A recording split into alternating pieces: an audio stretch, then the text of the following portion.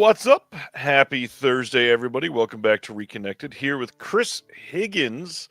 You might know as Bearded Film Guy from Instagram or YouTube. But more importantly, we're going to be talking about his brand new podcast tonight. Chris, welcome back, my friend. Hey, thank you, man. I'm stoked to be on another episode. I thought the first time was like a one and done. I was like, I'm never gonna get a chance to do that again until you texted me, and I was like, okay, yeah, cool, yeah, I'll Well, come back. even then, like the I don't even remember when we scheduled this, but it's been so long since we talked about it because I schedule so far in advance. It feels like it's Yeah, been forever too. yeah, that was like beginning of December because I remember thinking, oh, I'll be on before January, and then you were like, I got January 9th. I was like, oh, okay, all right. And that was only because of a cancellation.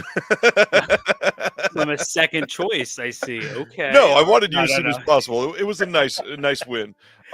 Obviously, the big thing to talk about before we get into anything tonight, California's on fire. Mm.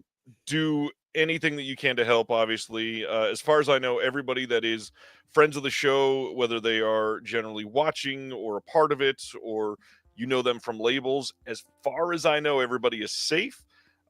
There are a couple of very close calls. A friend of mine that lives in Altadena, which a lot of people hear that name right now and get terrified because Altadena is basically gone. He lives in an apartment in Altadena, and somehow the apartment building is safe, but pretty much the rest of the town is decimated at this point.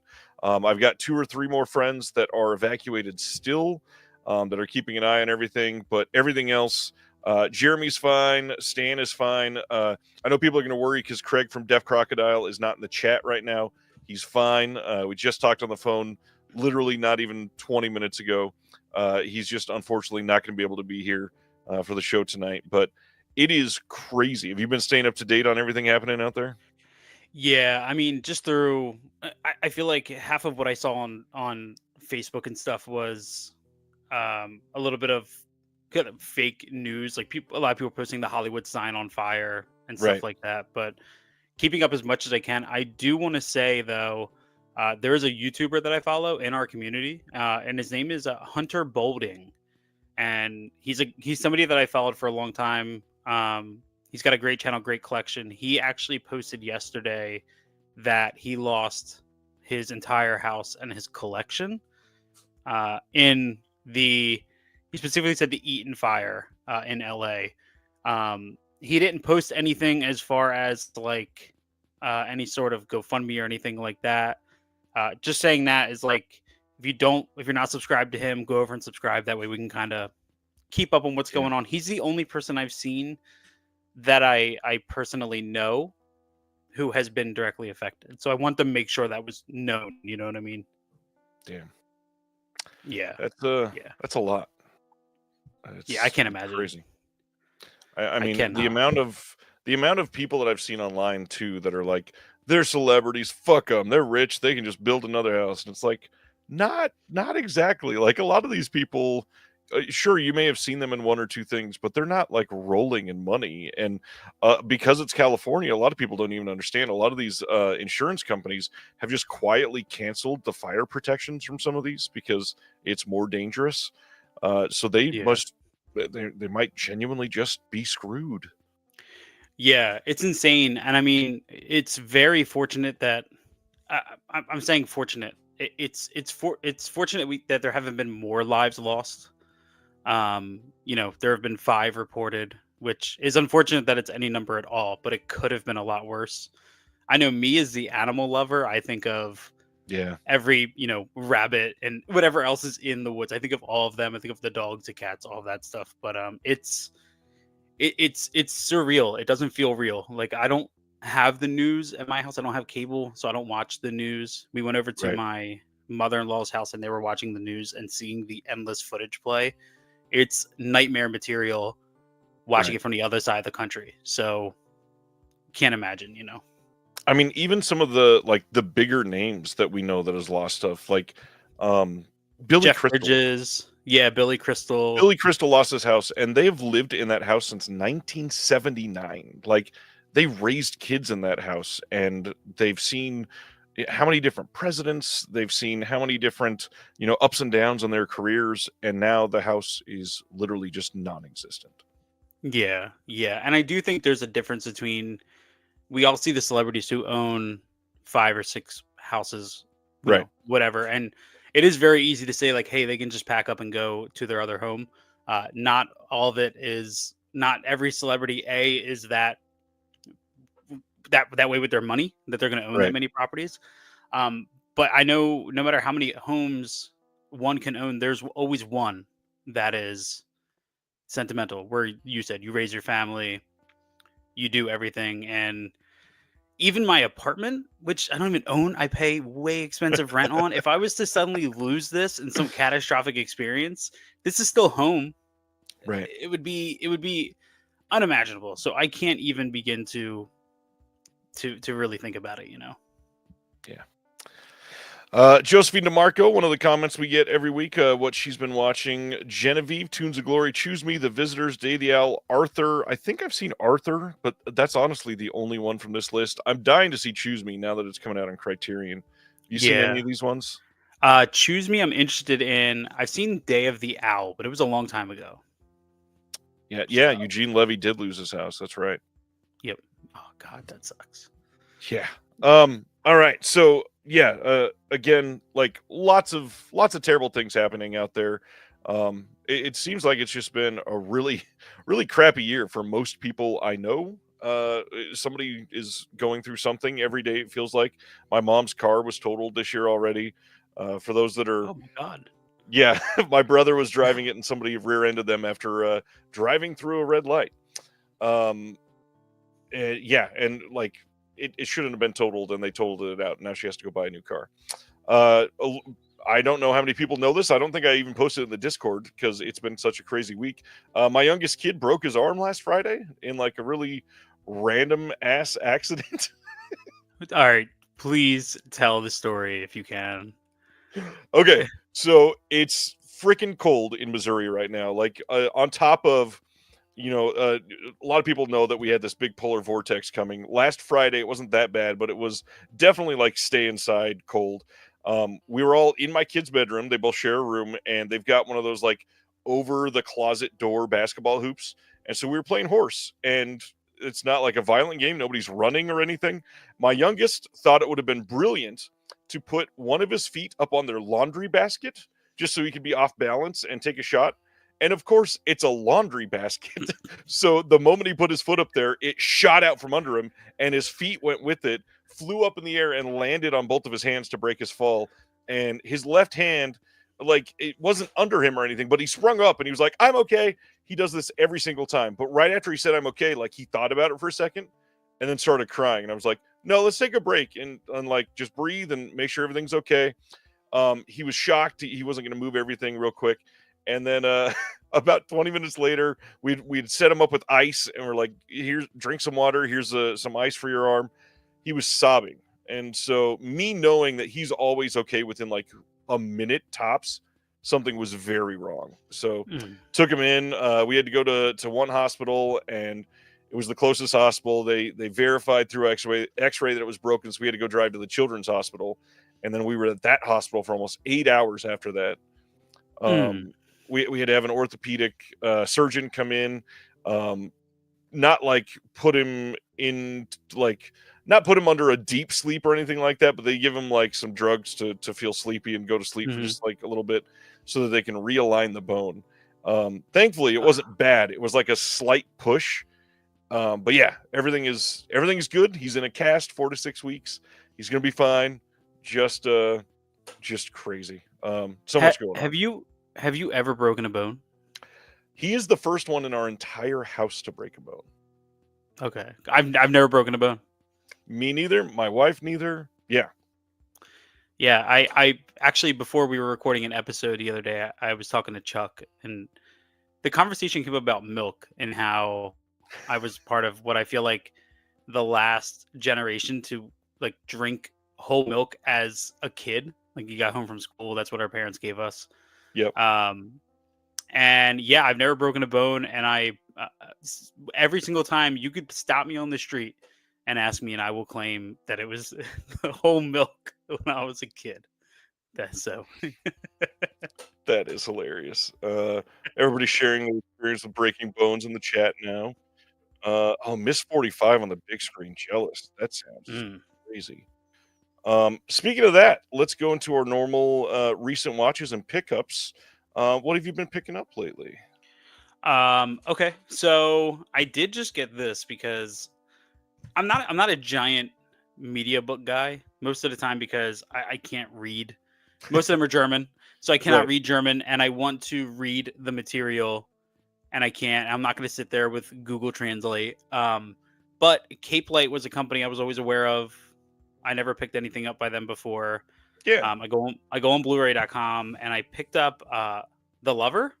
This is Nice. the Yeah, so this is one I had never seen before. I'd only heard of it, kind of like doing research on other movies and stuff.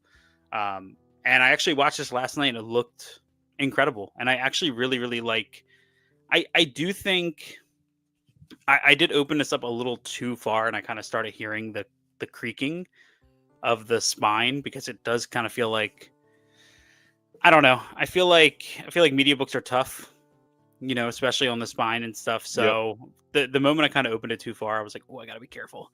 But yeah, I love this setup. Um, just the little write ups and all that stuff. So this was a fun grab, man. My first one from Cape Light. Cape Light does good work.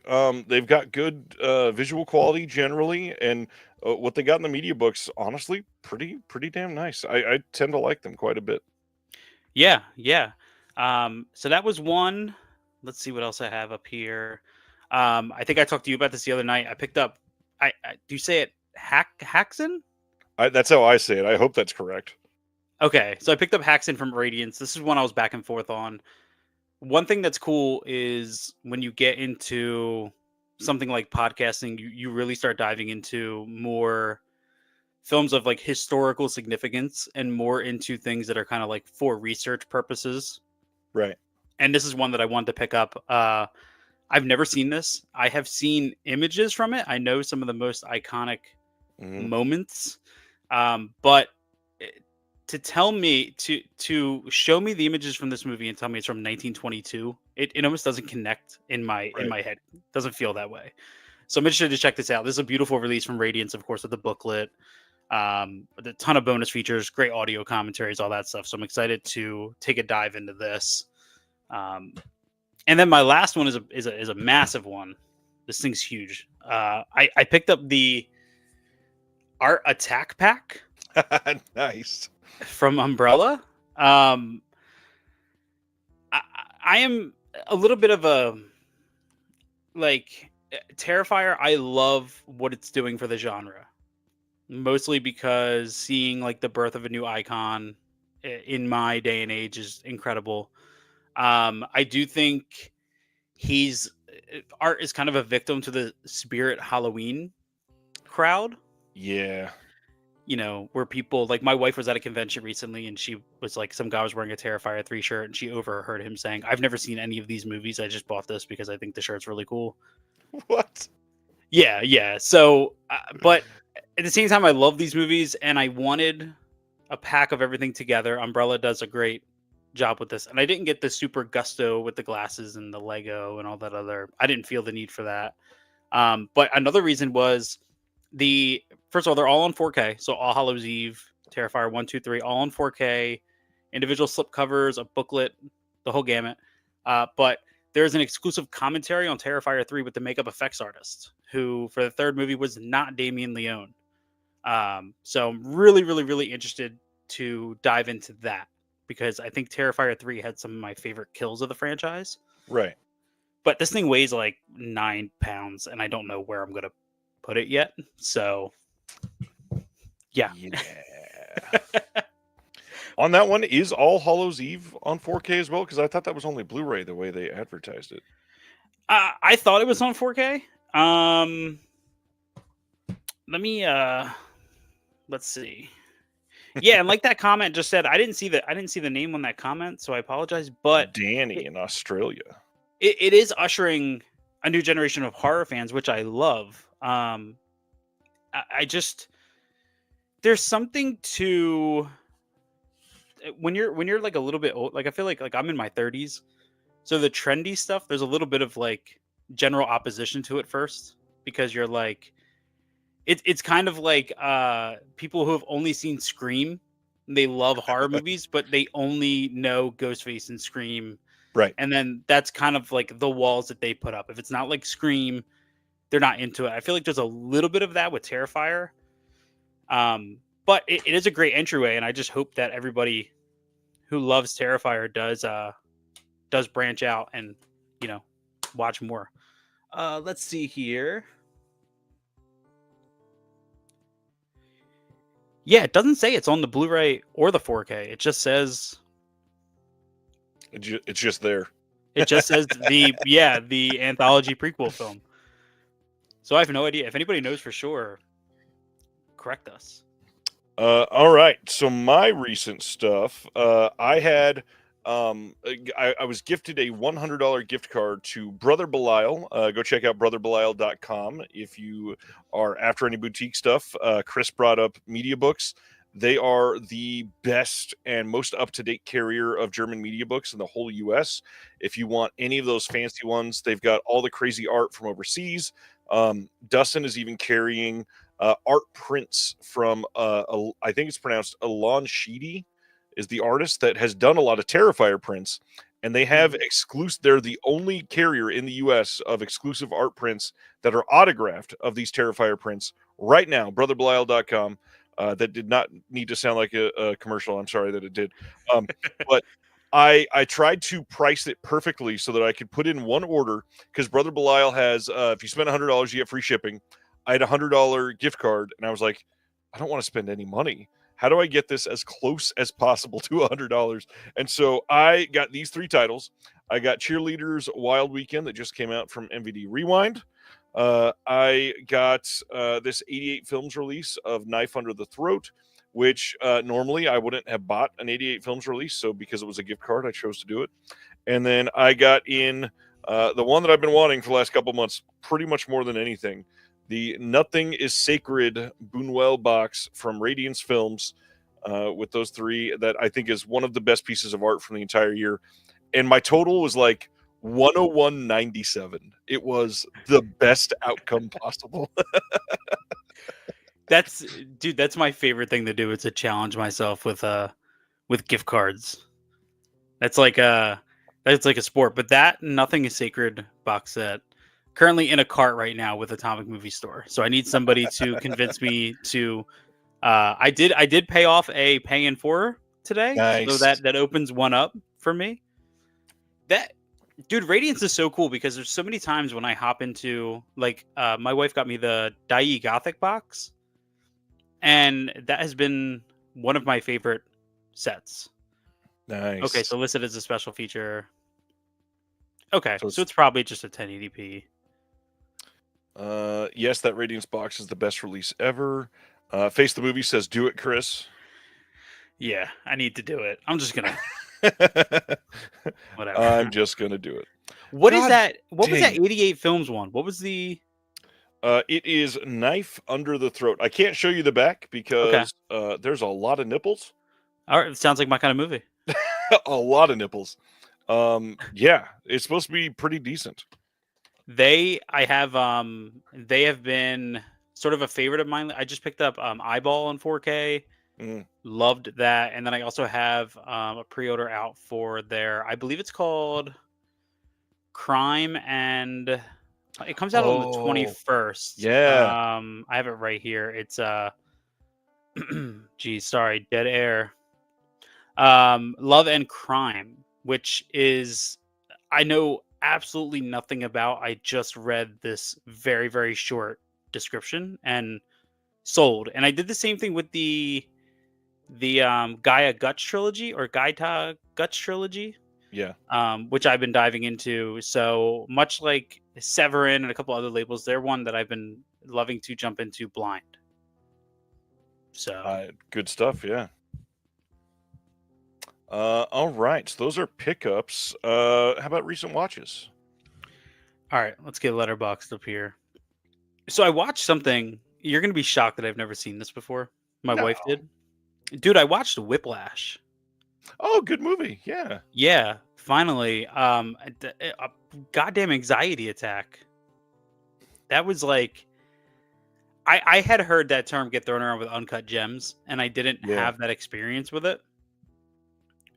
Whiplash, the J.K. Simmons character and his performance is so good at it just kind of like has a way of calming you down, and you feel like everything is okay. Yeah. And in a blistering storm of a couple seconds, it's all not okay, and my heart rate would explode. And I loved it, especially. I don't want to spoil it, but especially in the end when Yeah. that really comes to fruition. But the movie shot so well. I thought Miles Teller was great. The drum stuff is great. I'm not a drummer, but I can appreciate it. It's my favorite drum movie next to Nick Cannon's Drumline. So, Drumline is fun. Ridiculous movie, but it's fun for sure. which I don't know. I mean, I haven't seen Sound of Metal, so Yeah. yeah, I'm dragging right now. I think I'm gonna get kicked off. Um, it was a great movie though. I really loved it. Um, and then today I watched a couple. So I watched Mausoleum from 1983. Nice. Yeah, that was a fun one. I watched the Vinegar Syndrome release. That's a movie that has a ton of great ideas and a lot of great intentions. And it kind of feels like it's in the middle of a weird place for 80s horror Yeah. where, it hasn't, it 80s horror at the time still hasn't figured out what it is. And it's supernatural and it's a slasher and it's sexy and it's doing all of this stuff. And it doesn't put it all together great, but John Carl Buechler, his effects are incredible. Always So good. love that one. And then I finally watched the Arrow 4K of The House by the Cemetery. Ah, fun movie. Yeah, I love that movie.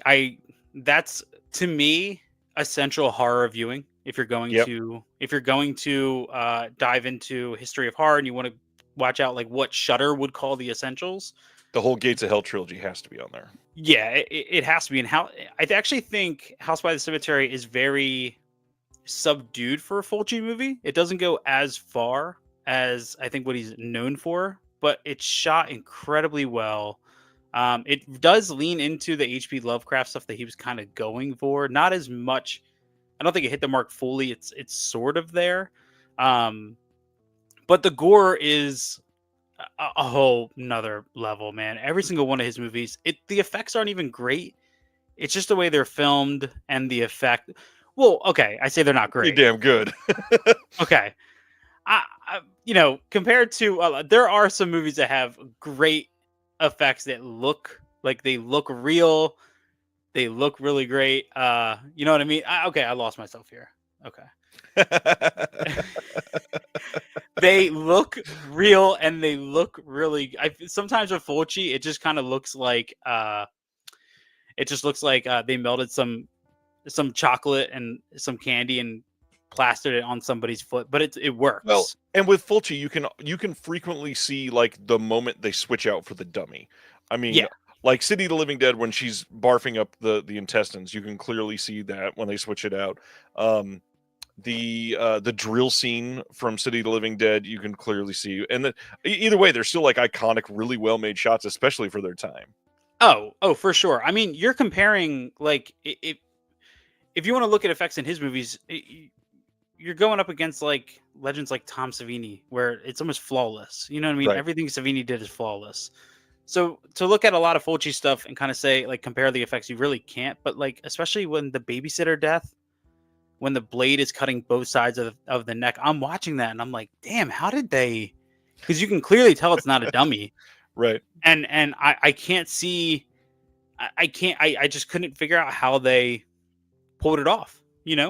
So I just appreciate it so much, and I love like when he's pulling when they're dragging the bodies away, and it's like ooey and gooey, and the hair is all matted, and it just brings this really gross sense to it. So, yeah, Fulci, wicked stuff, man.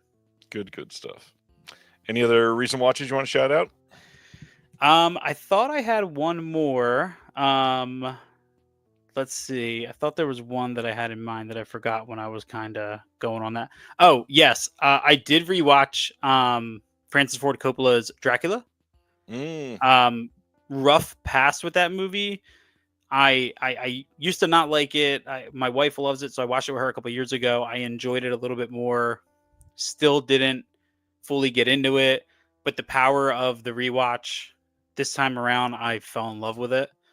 Absolutely love all of the little tricks, how everything was done practically. It made me think of, in a different scale, but like what Nolan did with Oppenheimer, doing as practical effects as he could and kind of going back to the old school filmmaking techniques to pull off, especially all of the stuff in the bomb launch. Yeah.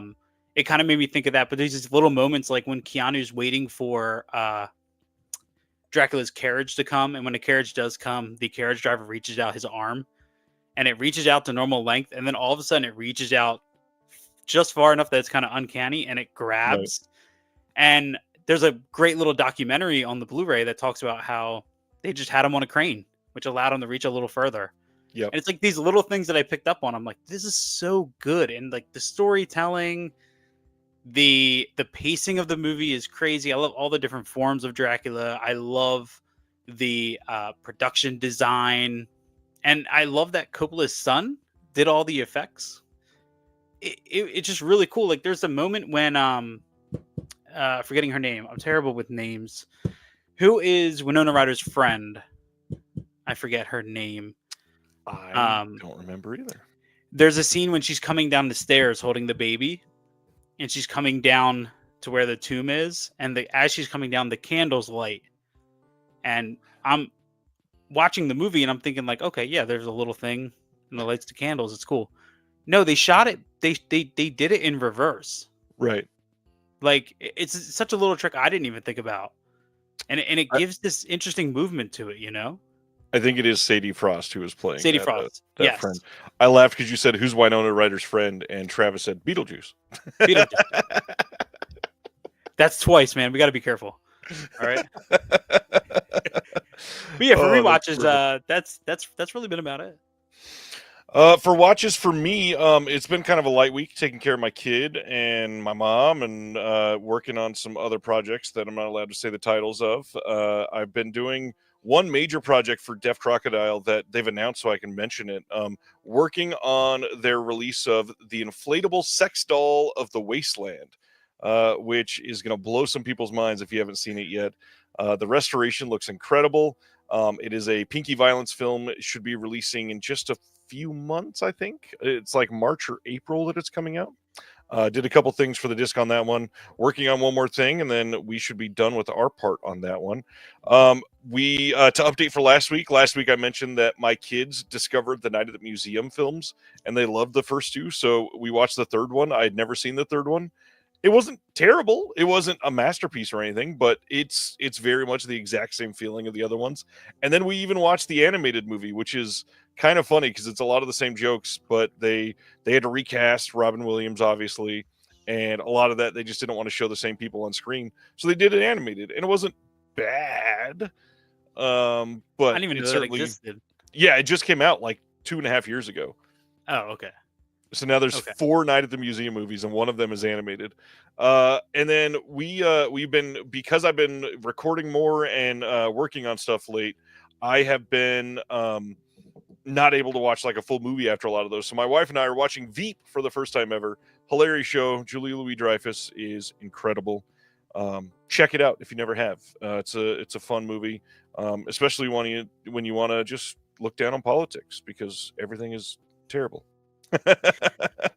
Yeah. The political stuff I struggle with because I feel like, I don't know. You watch horror because it's such a detachment from reality, right? And then you watch political, and no matter how outlandish it is, it still connects to especially what's happening today.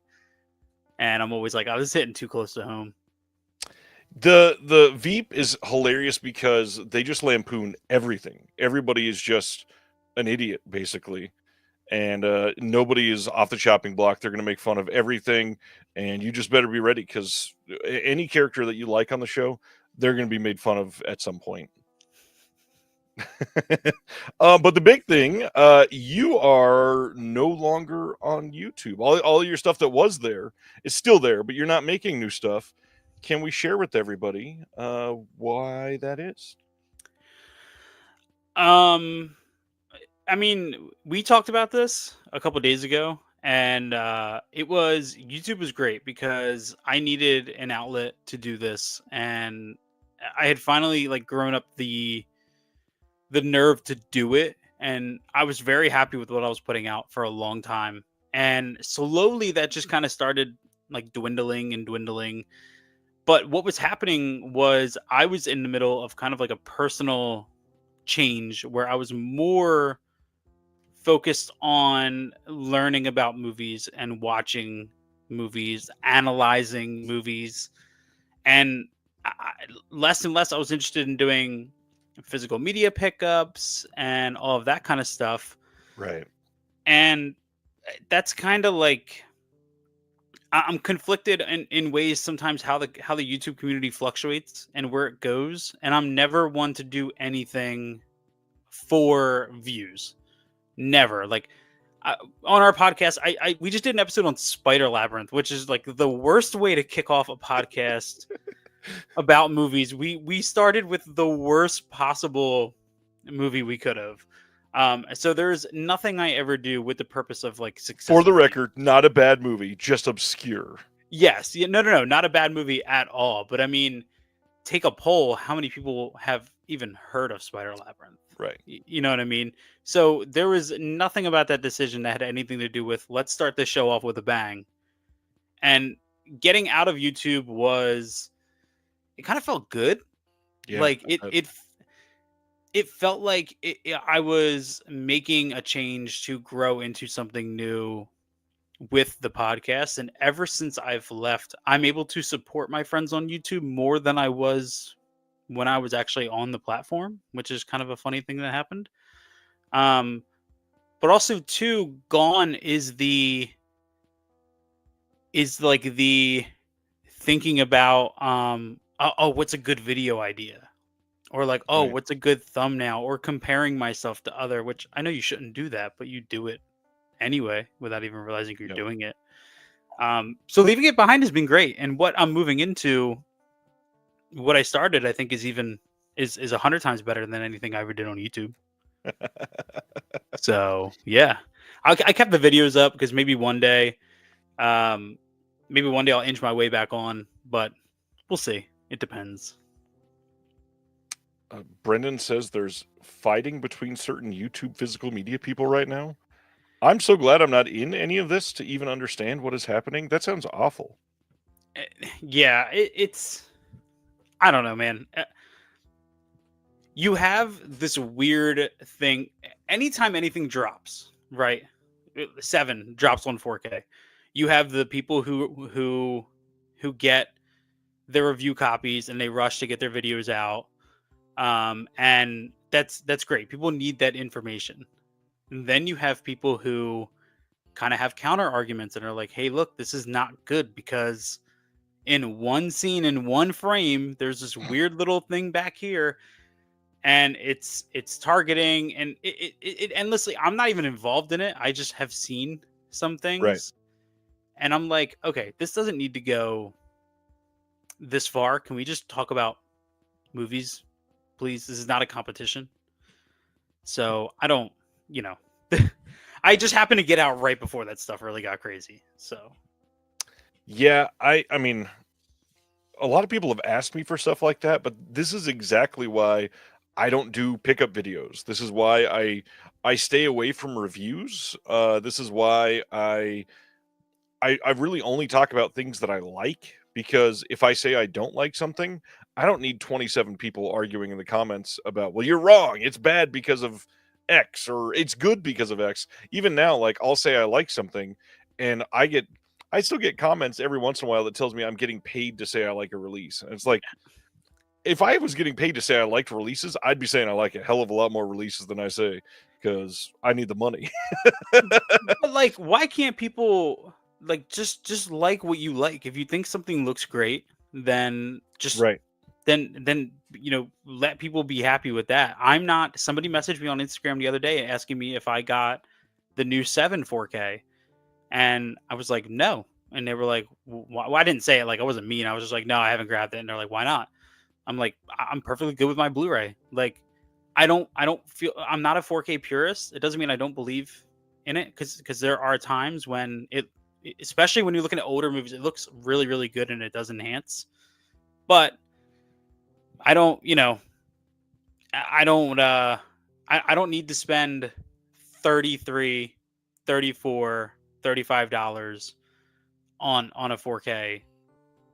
I just don't need to, especially when you get into the conversation of like AI tune-ups and all that other stuff. Like Seven, there was all these rumors about AI stuff. Of course, James Cameron is a constant target for. I don't even understand that stuff, dude. I don't even know.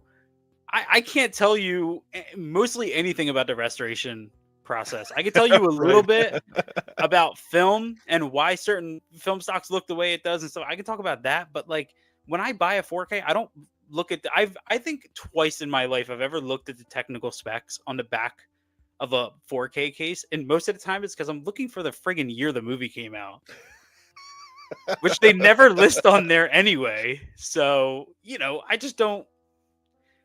That's not what it's about for me, Right. And there's a space for that. Like, people need to do that. We need to have that information out there. I'm not saying that we can't do that. Right. But, you have 1,000 people giving the same review on an item, just kind of turns into, like that AI. Most people, how do people spot that stuff? What are we zooming into, like the background of things and A lot of doing all stuff, kinds yes. stuff? But the other big thing, what is the best way to say this? Because like AI encompasses a lot more than people think. It's not just creating digital information out of information that isn't there. A lot of times, what is technically AI is an algorithm to detect issues. Yeah, And that is technically AI being used on a restoration, but then restoration artists are going in and restoring the issues they get detected. yeah. It's not an AI restoration, which is very, very different, which funny enough, I think we get to talk about tonight on one of the releases. Oh, controversy. I think, or maybe it was last week. Let me take a quick look because I don't remember. No, it is tonight. We will absolutely be covering that tonight. Yeah, I don't know. I think AI, especially, it's involved in, so like you said, so much more than people think. Gone are the days of somebody standing over a film reel and frame by frame circling imperfections to go into fix. Um, that stuff's AI is using so much. If most people found out exactly how much it was involved in, there would be a major uproar, a major uproar. You know what I mean? That is true. And for some situations, we will see it. And we'll talk about that in a little bit tonight. I promise. All right. So yeah, the podcast, did you even see the name of the podcast? I think you should. Oh yeah. Sorry, I didn't think we were there yet. So the podcast is called Beyond the Blood, a horror commentary podcast. And go ahead. Link to subscribe is in the description. Please go subscribe. Ooh. He's got an intro episode and then the first episode covering Spider Labyrinth that he just mentioned. Your guest was an idiot, but it was a good listen. Yeah, worst choice ever. No, just kidding. So for people who don't know, because I've had to explain this a lot, which is okay. We are we name it a horror commentary podcast because we're not just breaking down and dissecting movies on our own. We're actually using the audio commentaries supplied as a guide through. So the first episode that is a true movie with you for Spider Labyrinth, a little bit of a different episode than what's coming because we don't have anybody else who's been on a commentary track. So, like on the next episode, we're doing My Bloody Valentine. We have so much to cover from what we learned in the audio commentary with the director that the flow is going to be totally different because I don't have the director there to talk about Right. the commentary. So the flow is going to be different and it is long form. So it's not a show where we're trying to get through the movie in 45 minutes to appease people who don't want to listen beyond that. It's a show designed for, if you love the movie, then you're going to love the deep dive we go into, whether or not it takes an hour, hour and a half, 2 hours. To me and to my co-host, we're just hanging out with friends. And I can't put a time limit on that, I just can't do that. But yeah, we have announced the next 6 months slate. My Bloody Valentine will be coming out beginning of February, and then we're also going to be putting out a bonus episode for the My Bloody Valentine 3D remake. And damn good remake too.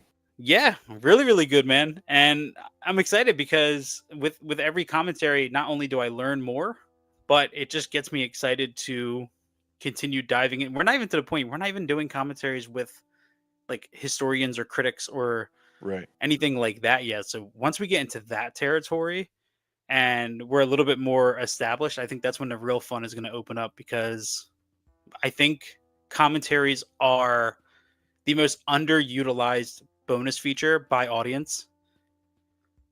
I would bet most people would watch a making of documentary before an audio commentary. And I don't want that to die. I want those to remain, especially now when you can record it on Skype.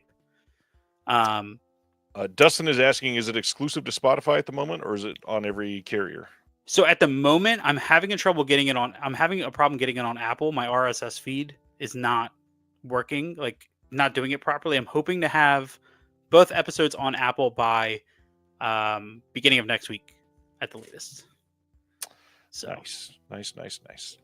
All right, so because of the new podcast that Chris has started tonight, after our conversation on announcements and what's coming out next week and all that fun stuff, we're going to be picking 5 horror movie commentaries, or 5 horror movies that we would love to do a commentary for, just because it sounds incredible, and discussing those. So, yeah, stay tuned after the announcements if you want to hear that discussion. I want to hear what everybody else thinks about that, because it is a bit of an intimidating exercise to think of, because I know a lot of people immediately go, oh, like Halloween. Yeah, I'd love to do a commentary for Halloween. It's been done like 11 times, and I have nothing I could add. That honestly sounds terrifying, to do a commentary for Halloween. Yeah, it's like if people weren't listening to the infamous John Carpenter, Jamie Lee Curtis commentary for the first Halloween, then you're definitely not listening to my dumbass do a commentary for Halloween. That's for sure. I don't want to listen to John Carpenter. Ooh, Chris is on this one. Oh yeah, that guy. What is Bearded Film Guy? Yeah, let's listen to that. All right, let's get to our announcements this week, and we are starting with a drug-fueled rage story, Crack House. This got announced from Vinegar Syndrome as part of their VSA line. This is from 1989, from the same director of Death Spa, Michael Fisher, starring Richard Roundtree, Jim Brown, Greg Thompson. This is scanned and restored in 2K from the 35mm Interpositive. We got an interview with the cinematographer on here, interview with the actor Greg Thompson, and then a 4-minute locations video about Crack House. Yeah, this is the VSA slipcover, and that is Crack House.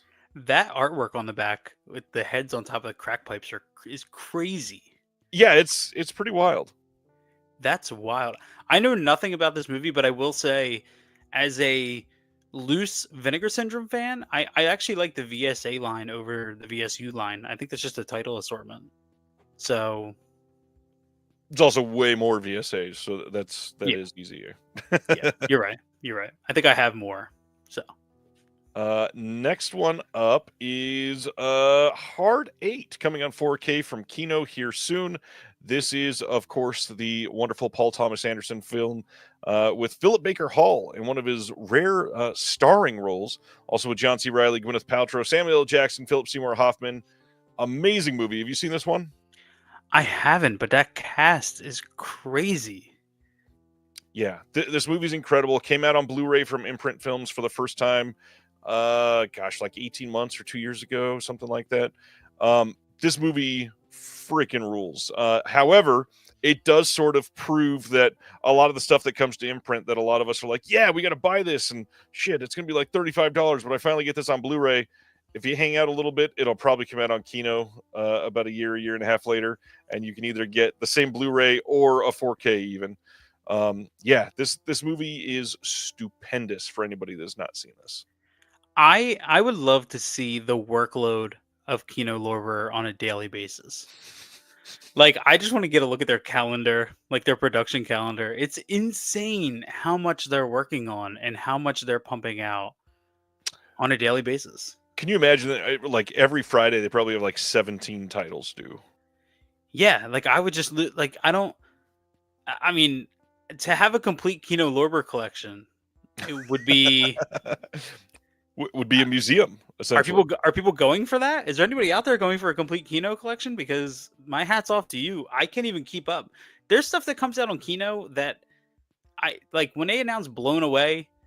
They announced they were working on it, and then to release, I totally forgot about it until I walked into a Barnes and Noble and I found it, and I was like, when the hell did Kino pump this out? Yeah, that happens often. Man. Great movie though. Philip Baker Hall, rest in peace. Philip Seymour Hoffman, rest in peace. Both of them, incredible. Not everything from Kino is amazing though. They're also putting out Repo Men from 2010 on 4K. This is the Forrest Whitaker and Jude Law film. Also has Liev Schreiber in this and RZA. I don't think I ever finished this movie.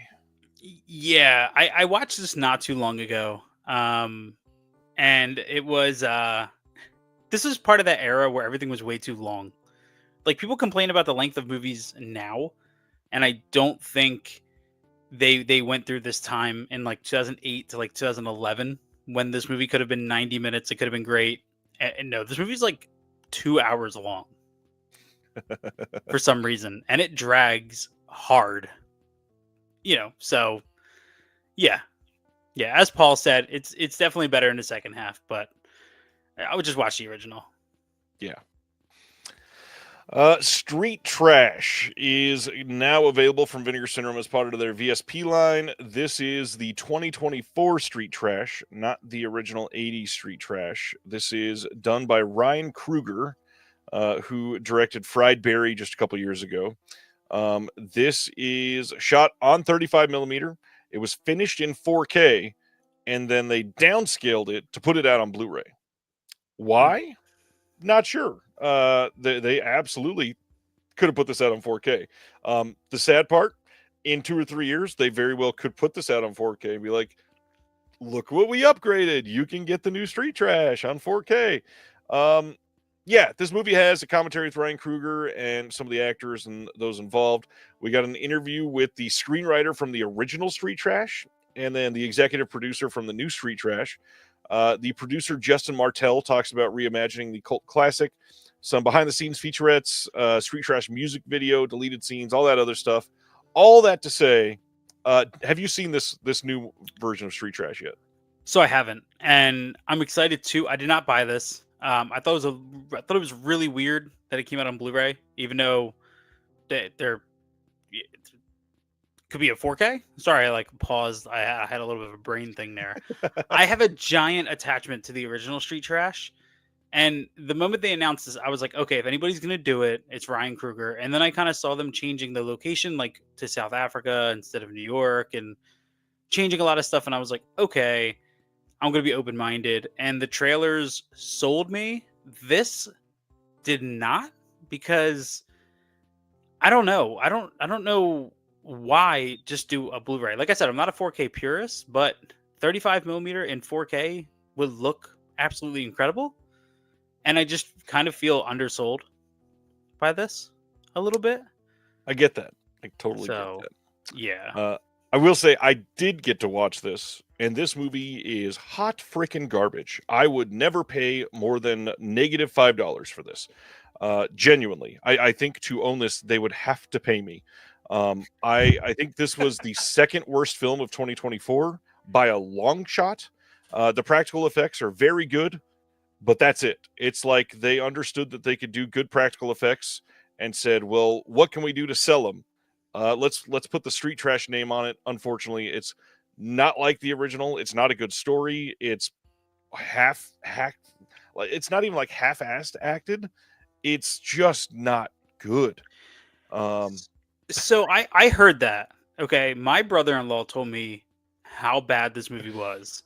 And I honestly, that was on my head when we yeah, this is actual trash. I haven't seen it. oh man. But I heard this was bad and I didn't know how honest we were being when we were going through these announcements. Oh, we're being honest. I Okay, never lie. okay, okay. All right, if we're gonna go 100%, the original being, um, here's a bunch of hobos in New York that drink a bad batch of the Tenafly Pit Viper, Viper. and it turns, they start melting, and the fact that there is a man's dick who gets lopped off, and they play catch with it, like In a junkyard, you can't leave in a, that out. yeah, in a junkyard. Every opportunity to do a remake was there, especially with the advancement in practical effects, and it did not have to turn into the whatever the serum was called from Reanimator in a lab. And I don't know what South Africa has to do with any of this, but it just not like way overcomplicated it. And I haven't even seen the movie. So. Again, the practical effects are genuinely stupendous. Ryan Kruger is great at that. However, you should probably not be making movies. Just be a special effects creator. That's totally fine. Team up with somebody who can write and direct good movies, and you would be an incredible team. Completely support that. Am I wrong in thinking that Ryan Kruger is sort of like our modern day Jason Eisner with Hobo with a Shotgun and then Kids versus Aliens, where like there was a lot of cool ideas there, but it just doesn't really, I kind of love Hobo with the Shotgun. Like, yeah, I kind of do too. And Kids versus Aliens wasn't anywhere near kind of what I thought or was expecting. I was just curious. It was just something that came to mind. I had to ask. I mean, it's a possible. I mean, you could look at it too as Savini, who didn't direct a lot, and who has realized, hey, maybe I should just do effects. Yeah, could be. I mean, I will say though, good call, Vinegar Syndrome on the commentary. I appreciate the effort there. Yeah, at least they're still putting extras. That's right. Yeah, and that trash. That looks cool. Okay, that's cool packaging. Yeah, I completely agree. We'll see. That'll look good next to the bare bones Synapse release of the original. Although they are working on a 4K, so Yes. hopefully we'll see that before 2028. All right, going to the next one. Here's a good movie from Kino. Kino is releasing Inside Man on 4K here, hopefully soon. This is the 2006 really great movie starring Denzel and Clive Owen and Jodie Foster, Christopher Plummer, Willem Dafoe, Chiwetel Ejiofor, I believe is how you say his last name. But of course, it's a Spike Lee film, and this is fantastic. I haven't seen this in a long time. Can't wait to see this 4K. I will say this movie is the reason why, if I'm sitting in like a waiting room too long, or I'm sitting anywhere for too long, I wonder if I can replicate that wall and live behind it for a little while. And I do it all the time. It's just, my brain just will click to Inside Man every now and again. Smart. Then they made a lot of people upset this week by announcing The Snowman from 2017 coming on 4K. This is the same director that did Let the Right One In and Tinker Tailor Soldier Spy and some other stuff. This supposedly was not even fully completed, I think. I never got to see this, but that's the story that I've heard. Dude, that first comment is crazy. Did they go back and film the scenes they forgot the first time around? Oh, man. No, I've never seen this. I just heard that it was incomplete. Like, that's all I heard. So I never gave it another. Oh. Dustin says it's fantastic and to fight him. And to fight him. I love that Ben goes from Kino bringing the heat to Kino bringing the... Oh, jeez. This is a typical Kino announcement reaction, I think. There are so many Kino announcements tonight, too. It's crazy. There's so much to cover from them. Sometimes I think they just get handed a batch and they're like, put all these out. You know what I mean? It's like, hey, part of the deal is you're going to put out this, and you're gonna put out this piece of garbage, and you're gonna put out this piece of cinema history. To be fair, if I got told I could have, I'm owning a label and I get told I can do the definitive release of the Inside Man, but also you have to release the Snowman.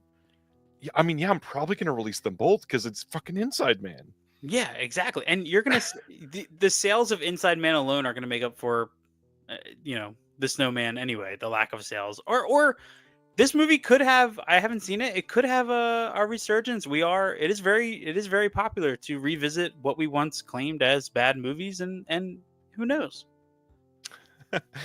Colton says, I hear the Snowman was worse than trash.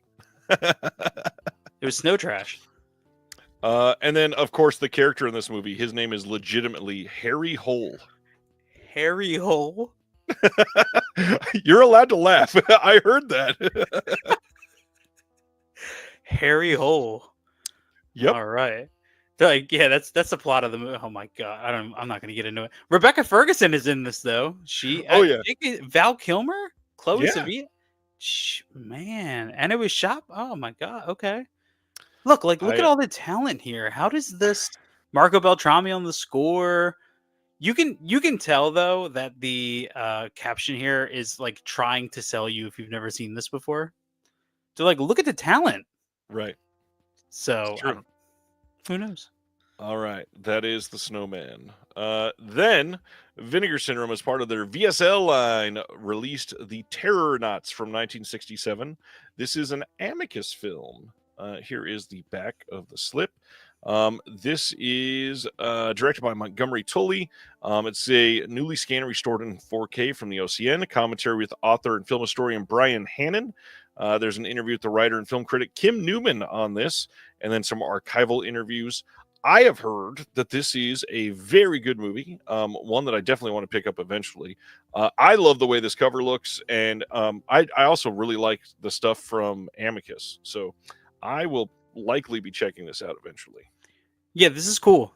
I wasn't expecting this during this week. I didn't really have any like anticipations of what they were going to put out, but this was as far away than I could have expected.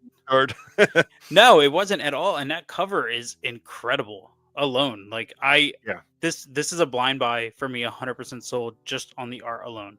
I love the back too. Yeah, that's incredible. And this era too, this is kind of like 60s, 70s, these B sci-fi movies is a big blank space for me that I want to get into, and I think that this is a good entry point, Looks like it to me. Moving right along, Arrow launched their 50% off sale at Barnes & Noble. This will likely end on February 2nd. I've not been able to confirm that yet, but if you can't shop at Barnes & Noble, for example, if you are international or something like that, Amazon is price matching pretty much everything that's on sale at Barnes & Noble. The other big thing, keep in mind at Barnes & Noble, if stuff goes up for sale and it releases during the sale period, it's already 50% off, so you can pre-order it at 50% off. So there's some good titles coming out this month, like Inglourious Bastards just released. There's a couple others. Check those, or maybe Inglourious Bastards is next week. That's the 21st, I think. It is next Tuesday. We're going to be talking about that one tonight. Okay, and it's $25 right now on Barnes & Noble, so I would jump on 4K. Yeah. Damn good stuff. If you are into Arrow, this is basically as good as the price gets, especially for limited edition stuff. Shawscope Volume 3 is $100 right now, which is pretty decent. I know there was a pricing error on the Arrow website this week, and a lot of people got stuff much cheaper, but obviously you can't expect that. So keep in mind, these are about as good as you're going to get. Yeah, I did order I'm going to mess up his last name. The Nico Masterakis. Yeah, I was going to say Mastoricus, but Masterakis. I did order that. That was $50, and I think that was a box set that kind of went under the radar. Yep. But thanks to the Arrow player, I was able to watch a couple of the movies, and I fell in love with them in a weird way. They're funny. Yeah, dude, $50 for that box set is a great price. So I'm happy I grabbed that. Just waiting for that to come in. Nice. Moving to our next. Hey, the newest issue of the Physical Media Advocate just released and went up for sale. We revealed this cover last week, but Amazon rejected me multiple times, unfortunately. Finally got it through, and this is now shipping, has been available for 3 or 4 days now. Doing pretty well, but not as good as normal. I know a lot of people are kind of sold out right now on all the sales. Keep in mind, this is a really good thing to purchase. I'm not going to like hard sell myself necessarily, but there are some incredible pieces in this issue. The finale, I guess you could call it, of the out of print that we've called the Brian Dembinski run on Hong Kong and finances in Hong Kong, the end of Cat 3. It's an incredible article. We have an exclusive interview here with Eduardo Margheriti over in Italy. That's like 14 pages. Not kidding. It is a very long interview, and it's incredible. You get details like you've never heard before. We have a brand new segment where Adam Lundy is covering the Radiance Films releases. Check it out. $10 on Amazon for the digital. This one's 11 because it's a little longer than normal, so it costs more to print. But I'm making like no money on this. I just do this to share with everybody. Please check it out. It is great. And to me, this is the best cover we've had yet. I truly love this cover. I love the substance, and I think Planet Mondo knocked this one out of the park. So make sure you go follow him. Yeah, that's a good. Mine should be here the next couple of days. Love that we're still talking about Blair Witch Project in 2025. Love that. Yeah. And Cat 3 is definitely something I've been watching more movies of. So interested to read Nice. that. And yeah, I'm excited for this one to come in, man. I love that cover. That's so wait, Amazon rejected you a couple times. Do you get to put up a counter argument and say like No, no, I'm going to cut you off right there. No, okay. it is so dumb. The way they deny you, sometimes they don't even tell you where the error is. They'll just be like, there's a word too close to the margin. Good luck. And I'm like, it's 54 pages long. Which word? Tell me and I'll fix it. I remember you saying that before you released the compendium, I think of issues like 1 through 3, and you said Yep. that the words were too close to the barcode, which Yep. is crazy. Yeah, I had to set multiple templates to be able to print this one. But it's out there, and I'm glad people will finally be able to see it. The Blair Witch Project article is incredible. Forgot to mention it by name, but Kevin Tudor, who's been on Reconnected a couple times from the Almost Major podcast, he is probably the world's biggest Blair Witch Project fan. And as soon as the Second Sight thing got in his hand, he wanted to just wax poetic on it, and it's a really fun article. So yeah, check it out. And there's Brian, the guy that did the Cat 3 article. He says it took me a long time to do. That is selling himself short. This guy is like checking educational journals to verify information, having Columbia professors review his work to make sure that it makes sense. Literally, Brian is doing incredible work. Can't wait for you to hear what he's doing next because it is going to be incredible. I will say I'm not a writer, but I have been working for months on an article to send you for Physical Media Advocate, months, and I feel like I've gotten nowhere. This shit, research and all that, no joke. Do not ever, anybody out there, don't ever undermine the research because Right. it's incredible the amount that goes into it. Plan 9 says, what's the best way to view the digital version? This is going to sound like advertising something else, but it's not. If you join the Patreon at the $12 tier, you get the digital version every time it comes out as part of the Patreon.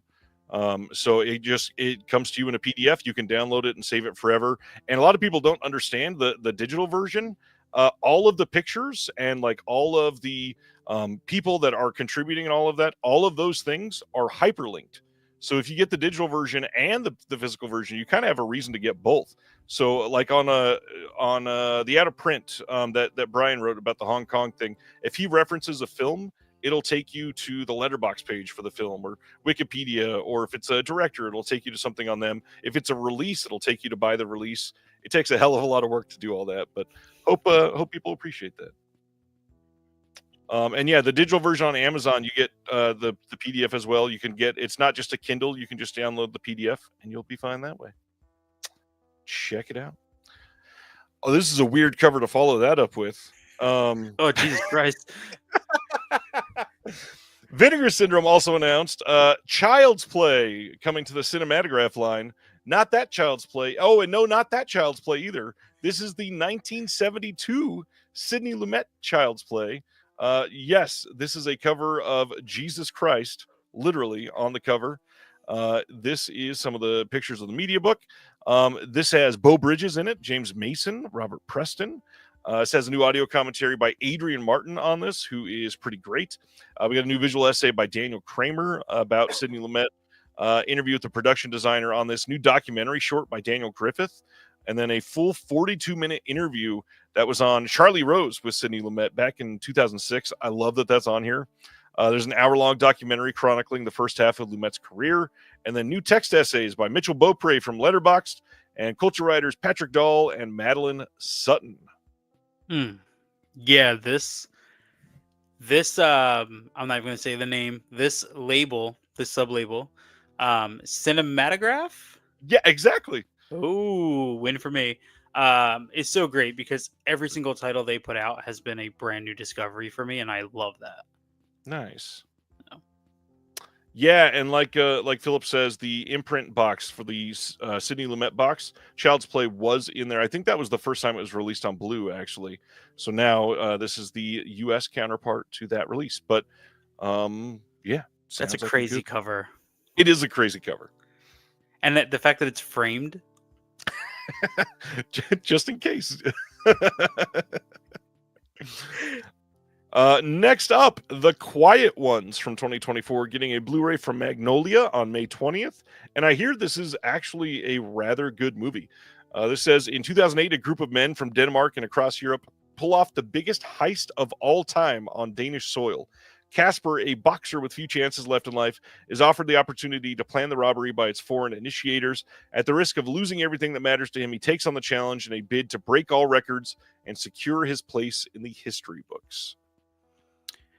Was this in any way written or directed by Taylor Sheridan?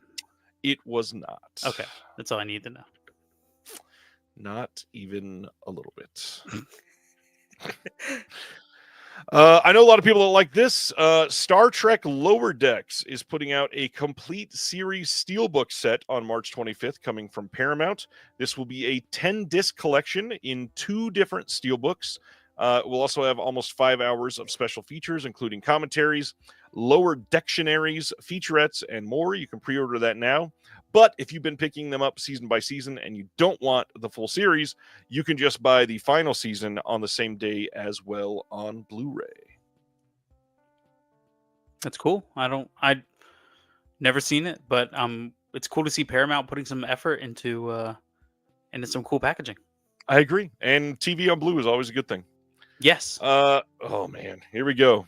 May 13th, maybe. The date is supposedly subject to change. MVD Rewind is releasing The Bikini Car Wash Company from 1992, as well as The Bikini Car Wash Company 2 from 1993. This is coming as a double feature. And this is where people are going to come out and ring all of their warning bells. Because listen to this exact quote from MVD. The Bikini Car Wash Company and The Bikini Car Wash Company 2 were originally shot and produced on standard definition videotape.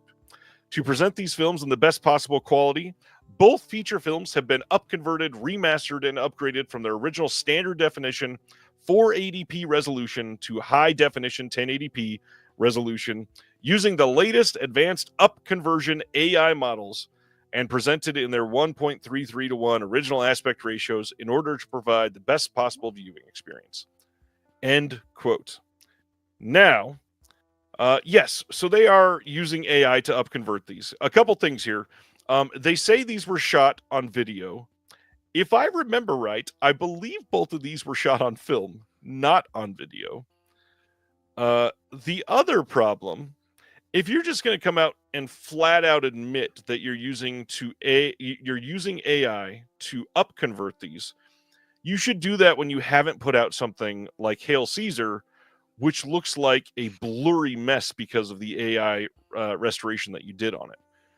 I personally think this is going to be a complete failure of a release from MVD Rewind. I like Eric. He's a nice guy. I wish there was a little more due diligence done on these. Look at that. Even Brian is saying in the chat these were shot on film. The hard part here is he was just given masters. Whoever he acquired these from, he was given masters. And the first one, from what he can see, based on the runtime, it's cut. It's not even the original, like the full length version of the film. It is a cut version. The sequel is supposedly uncut, from what he's saying. But to just come out and say that, it feels, I don't know. Like, obviously I want these films out there. And honestly, I feel like you would have done better just putting them as SD files on Blu-ray if that's the best that you could get. We don't need to fill in information with AI to upconvert to 1080p, because all that is doing is faking the difference between 480 to 1080p.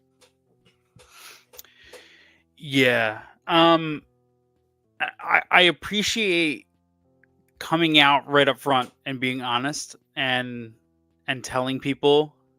I guess I don't know. It's weird because happy to have these movies out. I have no idea what they are. I'm just happy to have any movie out. I've never seen these, never even heard of them, unfortunately. They look great. Just based on the cover. Look bikinis, yeah, I get it. Yeah, I love car washes. I like having a clean car. So I guess it really comes down to it's going to come down to the final product, because if people are happy to have this and the AI doesn't turn it into a mess like the Hail Caesar situation, right, then I guess it's an okay kind of like one-off to have these. My thing is, it's not. I would much rather just have these in whatever condition you can give them to me without the AI. right. Like, if you had done pick two other comedies of this time, raunchy comedies in this style that you can upscale without AI and keep the cost low, and then put these on as additional with a little note, hey, these are whatever condition they were in, I would have been better. I would have been happier with that. But that's just me and my stance. Dude McMahon says, isn't that what Blu-ray players do anyway when you play a DVD in them? I mean, honestly, kind of, yeah. But also, that's why they don't look great. The DVD just sort of softens the edges to make it look as good as possible. The ones that are not done well look really, really bad. And it's not exactly the same. It's a problem. But yeah, like Brian says, these were all edited on tape. The OCNs are likely gone. It's hard to release this today because it's all gone. So all we have left, there are laser discs that exist. There are DVDs that exist. And I mean, honestly, the laser discs probably would have been the best way to go from these if you were going to source a scan anywhere.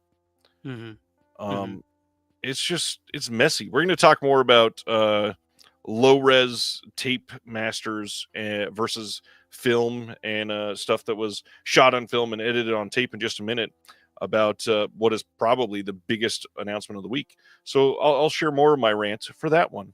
Let's keep going. Omniloop is coming on Blu-ray next week, literally, from Magnolia Pictures. This is one that slipped by me somehow. Starring what I think is one of the best up-and-coming comedic actresses that we have, Ayo Edebiri. Zoya Lowe, a quantum physicist, finds herself in a time loop with a black hole growing in her chest and only a week to live. But what the doctors and her family don't know is that she has already lived this week before, many times, in fact. One day, she meets a gifted student named Paula, and together they team up to save her life and to unlock the mysteries of time travel. That being said, time loop movies, I feel like we've had way too many of those over the last decade.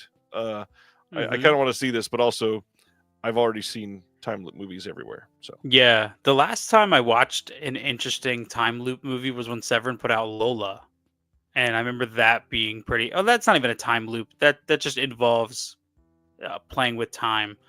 But I feel like that was the first time in a long time I watched something in that style that I was like, "This is good. yeah, This is a good way to do it." Original. So this, I'm not the most interested, but that's okay. understandable. Magnolia also releasing Joan Baez, I Am a Noise on February 4th. It says, at the end of a 60-year career, legendary musician and activist Joan Baez reflects on her life, both on and off stage, from her lifelong emotional struggles to her civil rights work with MLK and a heartbreaking romance with a young Bob Dylan. This film is a compelling and personal exploration of an icon who has never told the full truth of her life until now. Yeah, I Bob don't. Dylan, extra hot right now. I mean, yeah, this would be the time to put something like this out. I mean, are people still talking about Complete Unknown? Yeah. Oh, yeah. Okay. All right. Absolutely. I just wanted to make sure because I haven't heard anything. Next week, Level 33 Entertainment is also releasing All You Need Is Blood from 2024. This is coming as a BDR disc, unfortunately. This is starring Logan Riley Bruner, but the bigger names that you might recognize are Eddie Griffin and Mina Suvari. This will also have a director's commentary, behind the scenes footage, special effects, and film gallery. Supposedly, this movie's pretty damn good. The concept gives me like that feeling that it's pretty good. Like I'm actually kind of interested in this. I mean, Yeah. it sucks it's a BDR, but to get it out there, Yeah. I'm interested. It probably would not have got a release otherwise. This is super exciting, I think. February 11th, we are getting a 4K from Warner Brothers for The Nice Guys from 2016, one of the most underseen films from the last decade, I think. I love this movie, truly a great comedy. This is going to be a made-on-demand 4K, still pressed, but just so everybody knows that does happen. The Nice Guys, you can see this one? Dude, I love this movie. This and Kiss Kiss Bang Bang are like my favorite Shane Black out there. Nice. This was so much better than I expected going into it. And I hope in 10 years we're talking about The Fall Guy like we like how we do Nice Guys. I can kind of see that cuz I also love that movie as well. Colton. Colton says, well, that cover has Gosling dressing to the left. Jeez.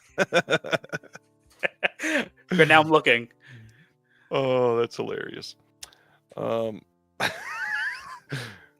I love that's There right, it is. right below private dicks. Anyways, let's go to the next 4K announcement, which is Judas and the Black Messiah with Daniel Kaluuya and Lakeith Stanfield. Somehow, this is one I did not see. This came out in 2021. I need to watch this. I love pretty much everything both of those guys have acted in. So, yeah, this looks good. Yeah, I would say same. I didn't see this when it came out, but I will check it out. Absolutely. Yeah, same day, same mod 4K, February 11th from Warner Brothers. Next up, Eat the Night is coming on Blu-ray on March 11th from Altered Innocence. This thing sounds wild. So this says Pablo, a small-time drug dealer, and his teenage sister Apolline have forged an unbreakable bond through their shared obsession with the online video game Dark Noon. When Pablo falls from the mysterious night, he gets swept up in their liaison, abandoning his sister to deal with the impending shutdown of their digital haven alone. As Pablo's reckless choices provoke the wrath of a dangerous rival gang, the end of their virtual life draws near, upending their reality. This is from the same people that did Jessica Forever, and we're going to have an interview with the filmmakers and some short films on this, plus a trailer. It is in French, but this sounds pretty damn interesting. The fact that it says it's a bittersweet apocalyptic love story with a modern MMORPG twist. Yep. I mean, the cover alone, when this popped up on my feed, the cover alone kind of got me interested in reading. But yeah, this looks really, really cool. Altered Innocence quietly does a lot of really great work. Yeah. They're a label that I get into more as time goes on. Right. All right. It is time. So let's talk about it. Vinegar Syndrome announced as their last title for their subscriber week, coming on their Degausser line, Iced from 1989. Now, this is a slasher film that people have been begging for years, and now to say up front, I bought this. Just so what I'm about to say, you understand. I'm saying this as somebody who did purchase this primarily just because I want a copy of this on Blu-ray. So Iced is getting released, and they say this is coming as let's see, is it listed here? Newly transferred and restored from the best surviving tape master. Now, just like we were just talking about on Bikini Car Wash, Iced was shot on film and edited on tape.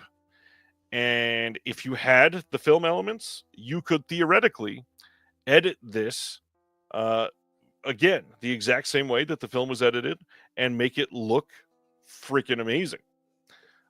If you go over and look at the screenshots that Vinegar Syndrome posted for Iced, it looks god awful. It looks, to me, to be quite honest, it looks like YouTube quality. There are tons of digital hits on the screenshots that they posted that I'm actually feeling like it is just simply a YouTube version that was uploaded. It is crazy to have this released. And I'm not saying Vinegar Syndrome downloaded this from YouTube and they're putting it on Blu-ray or whatever or anything like that, but it looks really bad in the screenshots. Now, I had a bunch of people say, watch the trailer, it looks a lot better. No, it doesn't. The trailer does not make it look that much better. It still looks really, really low quality. Now, to get to the actual, quote, controversy that has come up this week, in the acquisition phase, for many of these companies that are putting out these films, there is competition up until it signs with one company. Now, I'm going to highlight a comment here who's going to explain this. So it's not my words. I'm reading what John Matthews said. Thanks, John, by the way. John says that Ryan Graveface from TerraVision on the Blu-ray.com forum said that the film elements on Iced do exist. They were trying to license it, but Vinegar Syndrome got it instead. Vinegar Syndrome went down the, he says, lazy tape master route. Recreating and re-editing the film elements seems wasn't worth their time. Now, from what I know, and I've been told behind the scenes on this, Vinegar Syndrome just didn't track down the elements. And not that they didn't try. They did try. They just didn't find them. But the elements were found. Now, that doesn't mean that the elements were usable. I just know that the film exists, and we could have at least tried to do it the right way, where you scan the film in and re-edit it again. It could have been attempted and looked way better than what this is going to be on Blu-ray. That being said, this will sell out. This is like one of the most coveted films of trashy movie fans ever. People have wanted this on Blu-ray since the dawn of time, and it's here. It's just not HD quality. It looks truly, truly terrible. Am I happy about that? Of course not. The other sad part is now the elements have been found. You would hope that you could take the elements and a UK company could release it. Well, it's not that simple. Unfortunately, Vinegar Syndrome owns the film outright worldwide now. So no one else can release this without Vinegar Syndrome's permission. They have to license it from Vinegar Syndrome. Why would Vinegar Syndrome license it to them and basically admit that their release is inferior? So this is probably the best that we're going to get for this film forever. Yeah. Which really sucks. I mean, if you're gonna take a shortcut and do it this way, owning the material 100% is going to be the best way, like, reason to do it. And again, I'm not saying they took a shortcut. I'm just saying they probably did not discover the elements, because another label was working on it and they found the elements and wanted to license it, but Vinegar Syndrome had just beat them to it. Yeah. When you said that, I went on Vinegar, so I didn't look into this when it came out, and I haven't bought it yet. I'm gonna buy it. You're right, man. These screenshots that I'm flipping through right now are like, this is how I expect to watch it on YouTube. Like, this looks like, yeah, what I would have found, I've seen a lot of VHS screenshots that look a hell of a lot better than what we were getting up for Iced. I guess, do you think, let's say the quality is exactly what the trailer and these screenshots are giving off. Do you think it's going to ruin somebody's first time watching this movie? Does it add to the charm at all? Because I can imagine a 4K would look fantastic just based Oh, on I'm not even saying 4K. I'm even just saying a just a proper HD remaster. release. Yeah. Yeah.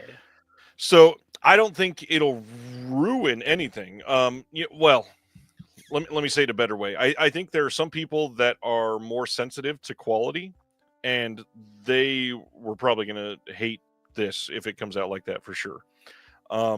If it came out in full HD, it probably would have been slightly better for those people. But in all reality, at least now you will have access to this film. Most Mhm. people have been trying to see this film for years. I'm glad that somebody's releasing it. I'm glad that it will be out there. I do just wish it was higher quality. Yeah. And the other label that says that they found the elements, again, they didn't. It's not like they scanned the elements to see if they could redo it, because you have to sign the film first. Mhm. But before they signed the film, they wanted to make sure that they had elements, and so because of the timeline of everything, it just got screwed over, unfortunately.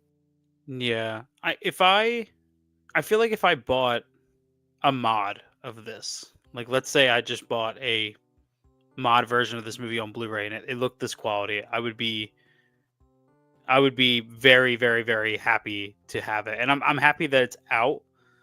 I just am kind of reserving a lot of it until I get it and watch Of it. course, You know what I mean? Because I'm gonna add it onto an order um that I placed. But yeah, I'm happy it's out. That's an interesting thing. We're kind of to this point where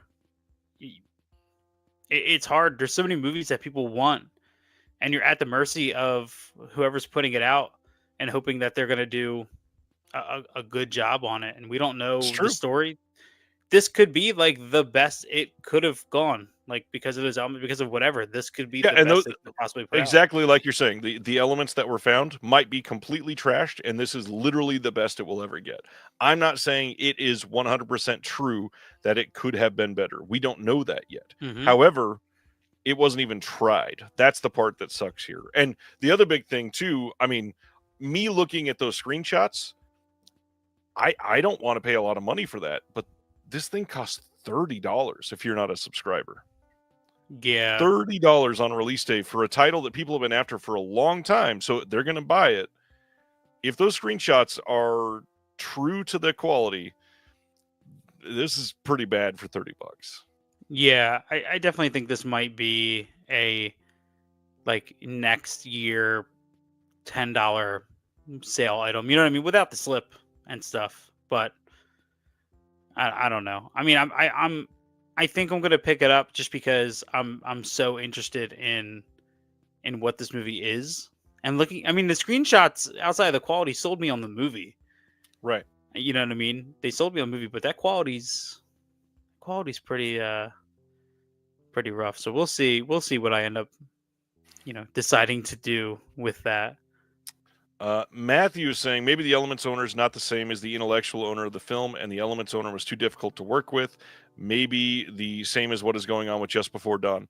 That's it's just not. I mean, the first part is true. The Elements owner is not the same as the intellectual owner. Well, let me take that back. Technically, in the film world, if you have the right to distribute the film, you are the rightful owner to the film Elements at that moment. You are able to access it if you're allowed to. I'm actually dealing with that on another project right this moment. But the Elements owner would have been willing to work with it if Vinegar Syndrome had tracked them down. Vinegar Syndrome they didn't find them, and the other label didn't know that Vinegar Syndrome had already signed and was working on this. The other label was working towards a release as well. So This is really hard too, because I mean, Vinegar Syndrome is known for putting a ton of effort into what most people would consider trash. right, and Vinegar So Syndrome worked their ass off on this. I'm sure they did. I'm sure they worked yeah, really hard to find the elements. It's just that the other label did, and Vinegar Syndrome didn't. Yeah, and I mean we're to that point where there's so many labels out that this is bound to happen a lot. And sometimes I feel like most of the time we don't know about it. Right. But this is a company who has put a lot of time into a lot lesser desired movies. So it is kind of hard to take, what was said and think like they just took the easy way out. Because I mean, I own some trash from Vinegar Syndrome that looks way better than it should, and a lot of effort was put in. So it's just it's an interesting thing. Again, not saying Vinegar Syndrome didn't try. This is likely the best that Vinegar Syndrome at the time with what they had could do. It really just sucks for fans of the film, especially hearing on announcement day that elements existed somewhere else and maybe we could have had a better release. Well, also That's too, how many people bought this before reading? Because this stuff's limited. You go on the site, you click buy, you're done, because of the title, and then you go well, on and you start yeah. reading the description. And you're like, oh wait, hold on. Well, and right now they've already sold more than 3,000 copies of this. Yeah, So yeah. So yeah, that's an interesting one. I guess we'll see what time tells with this one. yeah, that's going to be interesting. The extras on this, we got a commentary with Jeff Quitney and special features producer Ewan Cant. Ewan's been on the channel before. He's a good guy. I'm sure that commentary is going to be good. We had a commentary with The Hysteria Continues and Amanda Reyes. I'm sure the Amanda Reyes part is going to be good on that commentary. We had an intro to the film by Jeff Quitney. We got an interview with Jeff Quitney as well. Interview with one of the actors. Interview with the second assistant director, image gallery, all that same stuff that we get on lots of these releases. We got a bunch of extras. Yeah, the only portion that is a problem really is the picture quality, sadly. Cool cover. Yeah, I like the cover. Like the back on this. I don't know who was paying attention to the Blu-ray.com forums on the day this was announced. Somehow, if you searched up Iced about an hour and a half before this went live on Vinegar Syndrome, it showed that it was a Degausser release and had the art attached to the release before it was even live. Somebody had already loaded it into the database. Not sure how that leaked and not sure how it got loaded into the database, but man, they were ready to go. Whew. Yeah, it's cool looking. I like it. Yeah. that comment was great. A bunch of Kino announcements coming. We got March 18th. They're doing a Blu-ray of The Black Tulip. This is a French film from 1964. We got a new audio commentary by Simon Abrams. And Alain Delon is in this one. And that's enough of a reason for many people to pick this up. Yeah, I don't know anything about it. Cool. Let's talk about Radiance for this month. April 28th in the UK, April 29th in North America. We are getting a Blu-ray of A Tale of Sorrow and Sadness from 1977. This is by Seijun Suzuki, director that many, many, many people they love, they worship. Love the cover art on this one. As usual, Radiance kills it with the art. This says the editor of a sports magazine grooms fashion model Reiko to become a pro golfer while retaining exclusive rights to her likeness. Reiko's popularity soars after she wins her first tournament and she becomes a media sensation. But when she and her manager cause a hit-and-run accident, the victim begins to blackmail Reiko, intruding further and further into her personal life. This was Seijun Suzuki's comeback film after being blacklisted by the film industry for 10 years. Though adapted from a popular manga, the bold visuals and absurdist plot twist are vintage Suzuki. We get an audio commentary by Sam Deegan on this one. New interview with the editor, Kunihiko Ukai. We got a trailer and then a reversible artwork as usual. And then a booklet with new writing by Jasper Sharp and an archival review of the film. And this sounds fantastic. Yeah, this sounds really... Radiance is another label that as time goes on, I've really just loved diving into their stuff blind, like I said. And this, I'm sold. I'll buy this and check it out. For sure. We had a question. Silent Mandible says, are these Radiance releases all included in the sub? This is difficult to answer because they had the everything sub where you can get every Radiance title, or they have just the US sub where you get just the titles that are region A for sure. So if you have either of those two subs, yes, you will get this one. But remember, there's a Raro title that is a part of this group as well, and that is not in any of the subscriptions. So if you want that one, you got to add it in. I didn't even know they had a sub. Yeah, they have a very useful sub because you get a couple gifts every year out of them. The first year we got a notebook that had Radiance branding on the front. They do their art house zines. Dirty Art House is what they call it. They've gotten a tote bag, I think, and then one or two other small things. What about, are the subs yearly? They do yearly, and I think you can do half year at the half year point. But also, when you choose it, if you want to save on the shipping, you can do like packages. So you can do like every 3 months. That way, you pay shipping 4 times, or it might even be free at that point. I'm not sure about the price. But yeah, you can save and only get 2 a year, or even 1. I know a friend of mine gets it once a year, and he gets the entire year in one giant box. Oh, that sounds awesome. Yeah, that's a lot. Yeah. Next one is Girl with the Suitcase with Claudia Cardinal. This is a 4K restoration from the original negative. We're going to interview with the assistant director and an interview with the screenwriter on this, and interview with the film critic Bruno Tori. A visual essay about the film by Kat Ellinger. We get a trailer, book with new writing by Juliana Mingeli, and yeah, very classic looking Radiance release. This one is from 1961, coming in both the UK and North America, same dates as the last one we just listed. Then this next one, this is UK only. This is a Jacques Rivette film. This is Va Savoir from 2001. This is a new 4K restorations.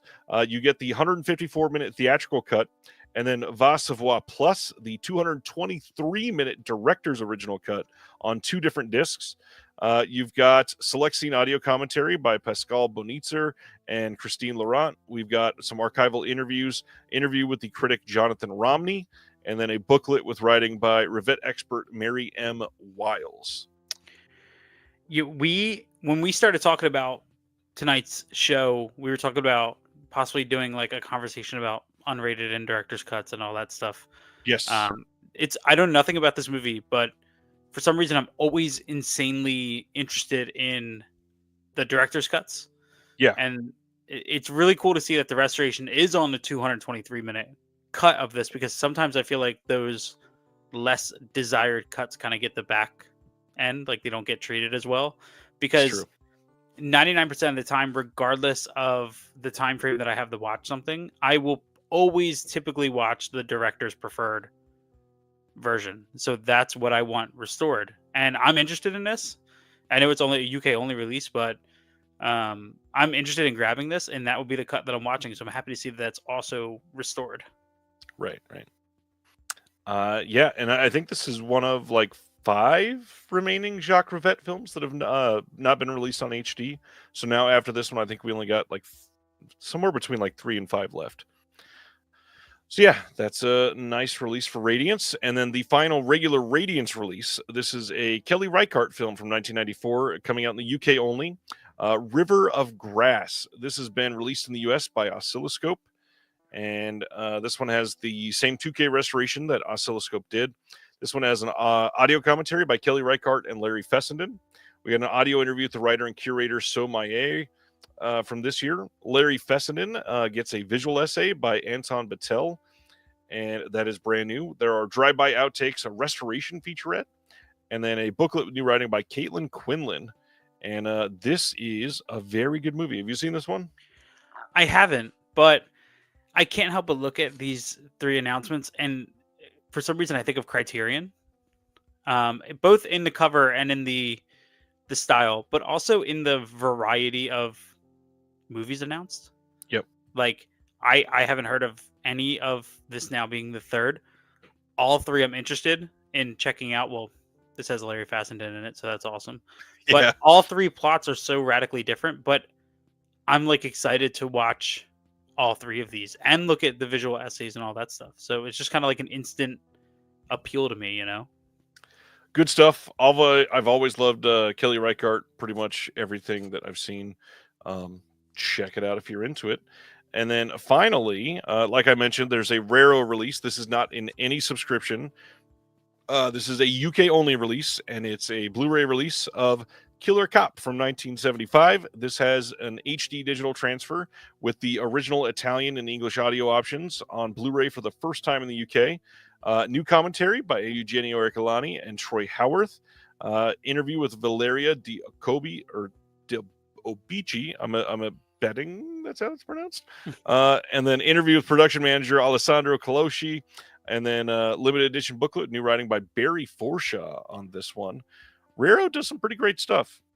Yeah, this sounds crazy, but what's most interesting to me is Luciano Ercole. I just watched this past 2024, The Forbidden Photos of a Lady Above Suspicion, Nice. and absolutely loved it. So that's an instant appeal to this one. Nice. Yeah, he's a good director. Ho What'd you is call the me? name of the is the name of this new one from Kino Lorber, coming on March 18th. This has new audio commentary by the man, the myth, the legend, Howard S. Berger, Steve Mitchell, and Nathaniel Thompson. This is another French film, and we will be getting a few of those on March 18th. This one is starring Jean-Paul Belmondo, and then Alain Delon is like a very quick cameo in this one as well. That looks cool. Yeah. Then VCI is releasing The Naked Witch, also known as The Witchmaker from 1969. This is a movie that's been released on Blu-ray from Code Red and a couple others in the past, I believe. This is nothing new, just the same film that we've got before. VCI doing nothing new on it, as far as I can tell. They just licensed it to get it back in print, which is totally fine. Yeah, The Naked Witch. Yeah, I have seen this one. I believe I have the Code Red release. It's a good movie. I think I have it up there. Or I did at some point and got rid of it after I watched it. Another one. We talked about Buñuel earlier. We are getting Diary of a Chambermaid from 1964. This is coming on March 25th from Kino, and this is going to have a new audio commentary by Imogen Sarah Smith, who is one of the best in the game. Does a lot of stuff for Criterion. Also works with our friends over at Cine Journeys. Not sure if Aaron is still here or if he went to sleep, but he was here in the chat earlier. I just saw Ronnie's chat. One of the best kinds of witches is a naked witch. I agree. Completely agree. This is one that I know a lot of people are going to be purchasing. Definitely one that I need to pre-order because I've not seen this one. Happily able to admit that. This is supposedly one of the best movies of all time. Been on my watch list for a long time. Yeah, this is I've heard of it in books and just kind of reading. Never saw. I think this might be a title that I'll pick up during one of the Kino like seasonal sales. Yep. But yeah, that's cool. That's cool. Last movie standing here to say hello to you. Hey, what's up, buddy? All right, that is Buñuel. Next one, Shout. Man, Shout had a weird day today. They were announcing titles like once every 90 minutes. So we're going to have some Shout titles and then intersperse some other titles in between to end this show for today. Ghost Cat Anzu from 2024 is getting a G-Kids release with Shout coming on March 4th on Blu-ray. This will have the extras are audio. Nice. and teasers and trailers, but that's it. It's hilarious to me that they put audio under extras. Yeah. So this is a kids line? G-Kids is like their anime line that they work with. Okay. All right. Yeah. Just curious because I was wondering, like, would this be something that you would put yourself in the shoes of a consumer? Would this be something that you would be interested in for your kids or? For me personally, no. Okay. But they've only watched, I think they've only seen one Miyazaki film so far. I need to break more out for them. But other than that, I think they just don't have the acquaintance with this animation style. So I don't think it would grip them immediately. Okay. I was just curious from somebody who doesn't have kids. But some of the G-Kids animated, I think most of them are animated, but the G-Kids anime films, some of them are very much not kids films either. So Okay. they do definitely go there as well. Interesting. Okay. Next, Sony Pictures announced Blu-rays for 2 of their Sony Pictures Classics titles. Both of these are coming on February 25th. This first one is Character from 1997, one that I had no idea what this was, but this got a ton of comments. A lot of people have wanted this for quite some time, it sounds like. It's based on a 1938 Dutch novel, and based on that, a lot of people saw this and then went and read a lot of the books from the author.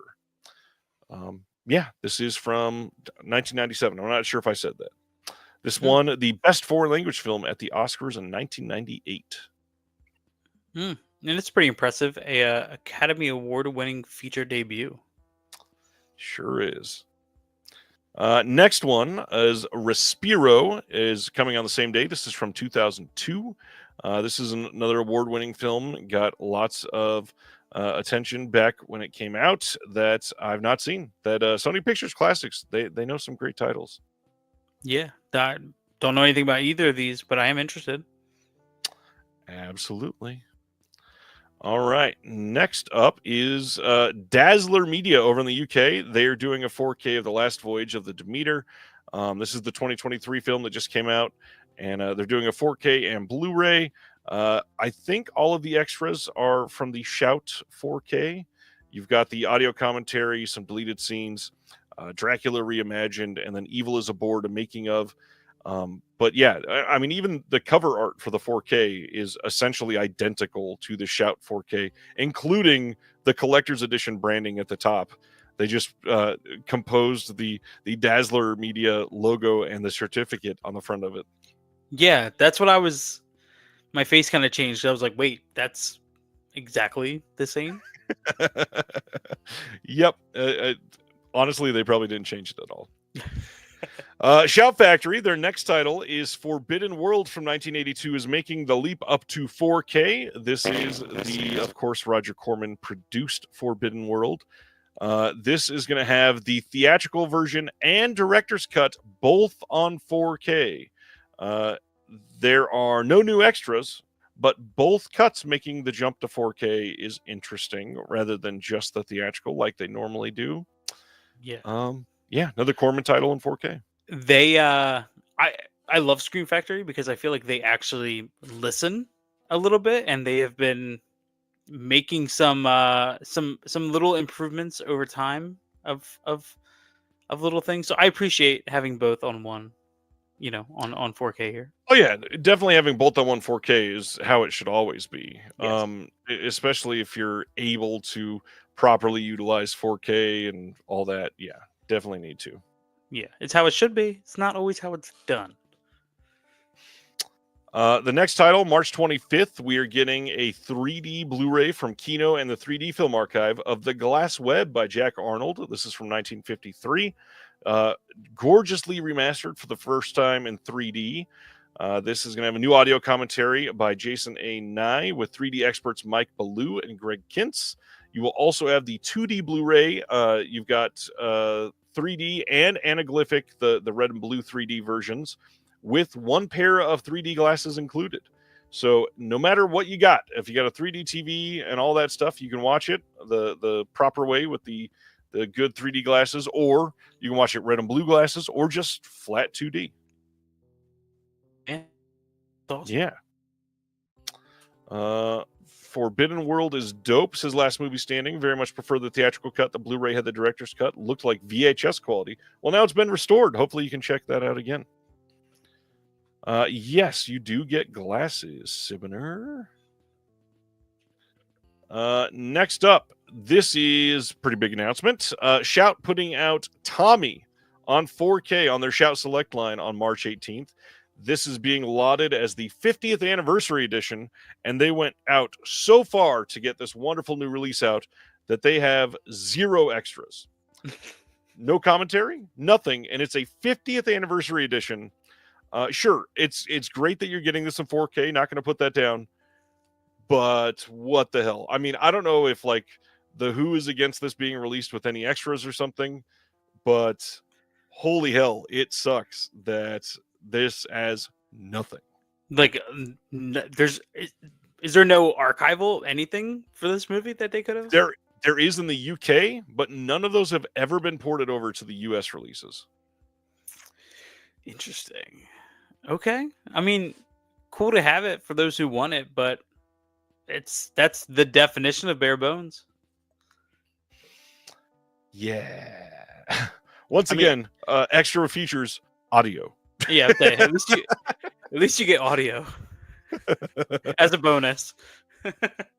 Yeah, I mean, again, this is one I want, and I it's probably not Shout's fault. I'm gonna try to give him that benefit of the doubt. It's probably a rights thing with the Who, but come on, it's freaking Tommy.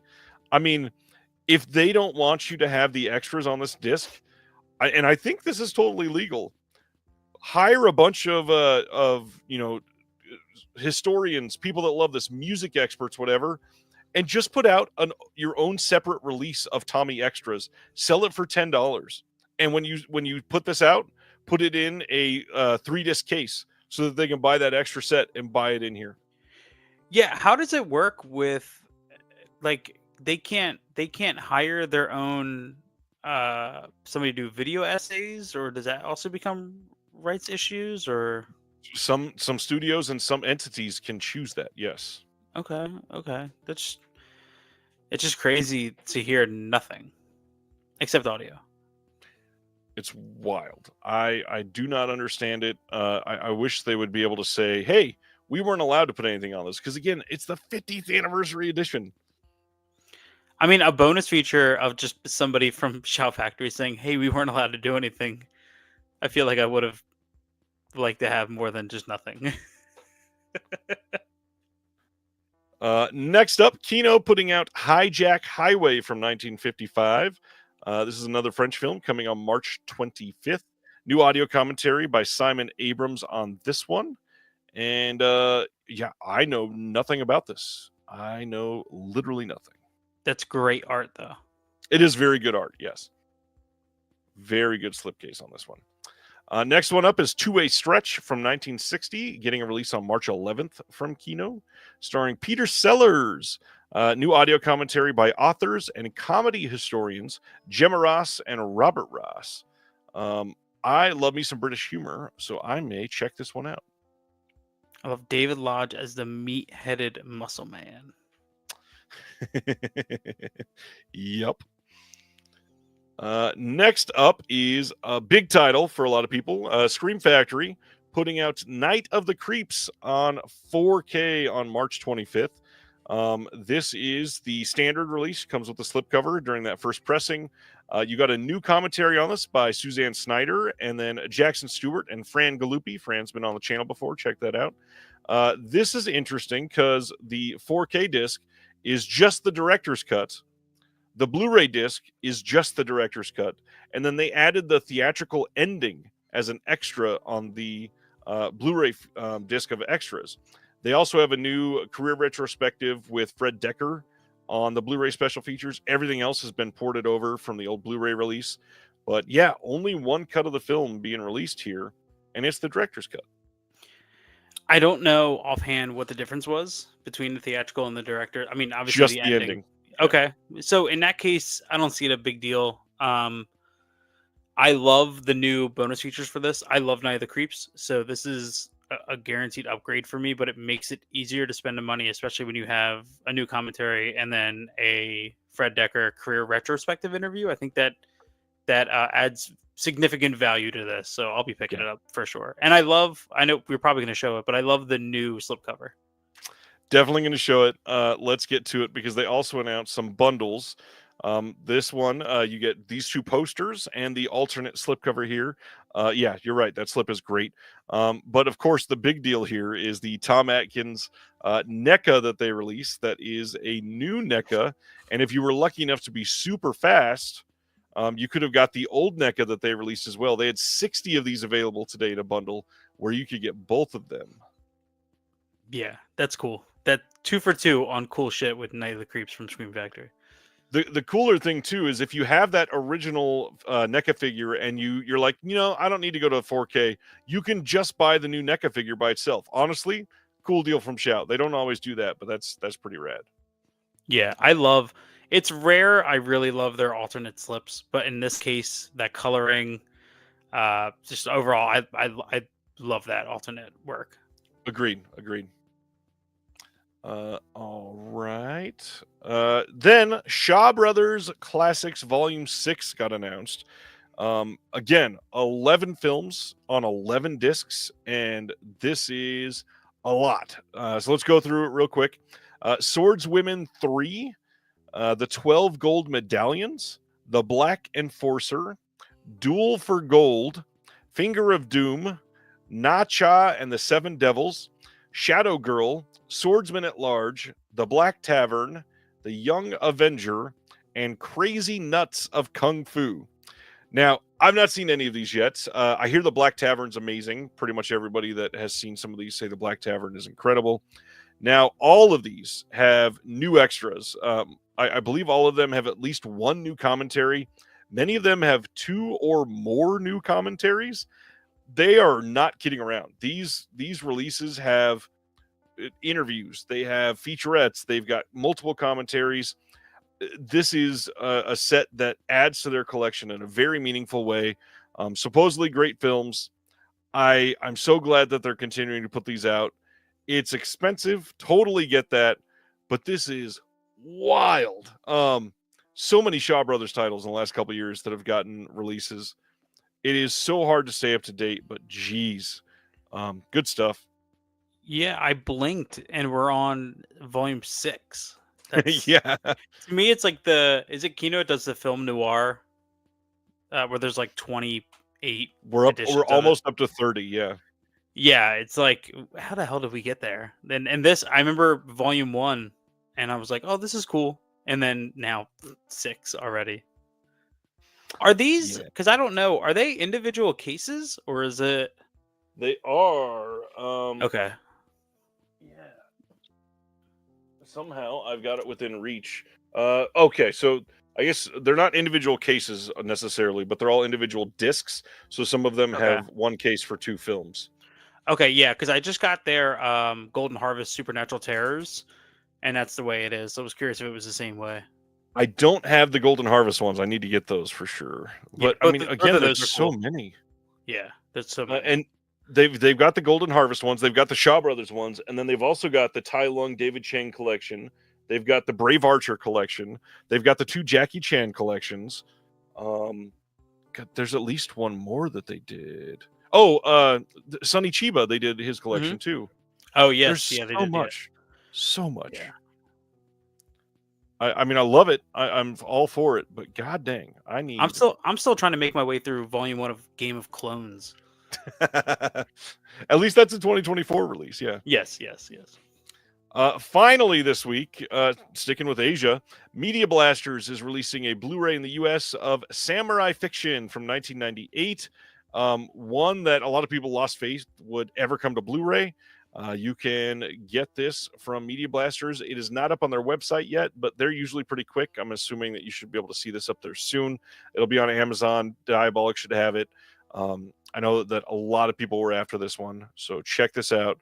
This says, Heishiro Inukai is a noble samurai who seeks vengeance against Ranosuke, the renegade villain who stole the clan's prized treasure. To save the clan's honor, Heishiro, an untested swordsman, resolves to take down Ranosuke, who has killed hundreds of men and fought entire armies. As he prepares for the final showdown, Heishiro is faced with a choice between reaching a peaceful or a bloody resolution. This is shot in black and white, and it's a fan favorite that, like I said, a lot of people have wanted so much. Yeah, that's cool. That's what I'm interested in. Nice. We did it. Those are the announcements. Let's cover what is coming next week before we get to our discussion right quick. Here we go. Like we said, Inglourious Bastards 4K from Arrow coming out next week. This is supposedly starting to sell out everywhere. I just checked, and Atomic Movie Store still has it for $41.99. So if you can't find it elsewhere, you may want to grab it from there if you were after it. The Snowpiercer 4K Steelbook finally drops. Chinatown and Once Upon a Time in the West get their standard 4K releases from Paramount. JoJo Dancer from Criterion on 4K is releasing. We got The Mother and the Horror 4K from Criterion. Shaw Brothers Classics Volume 5 is just coming out. Incubus 4K from Arrow. TerraVision should be getting in their Rumpelstiltskin 4K and getting those out. It probably will not be in your hands by next Tuesday, but hopefully by the end of next week if you're a clubber, and probably early the following week if you are not. Godzilla -1 gets one of its 14 releases coming out next Tuesday. Sometimes I Think About Dying goes wide from Oscilloscope then. The Mill Creek Icons Unearthed Marvel Edition comes out next Tuesday. Cohen Media's My Name is Alfred Hitchcock finally coming out. Feel like we talked about that one ages ago. The Spiral Road and That Funny Feeling from Kino also dropping next Tuesday. Romance and Cigarettes coming as well. Any of those that you are after, sir, or pre-ordered or super excited for? So nothing pre-ordered.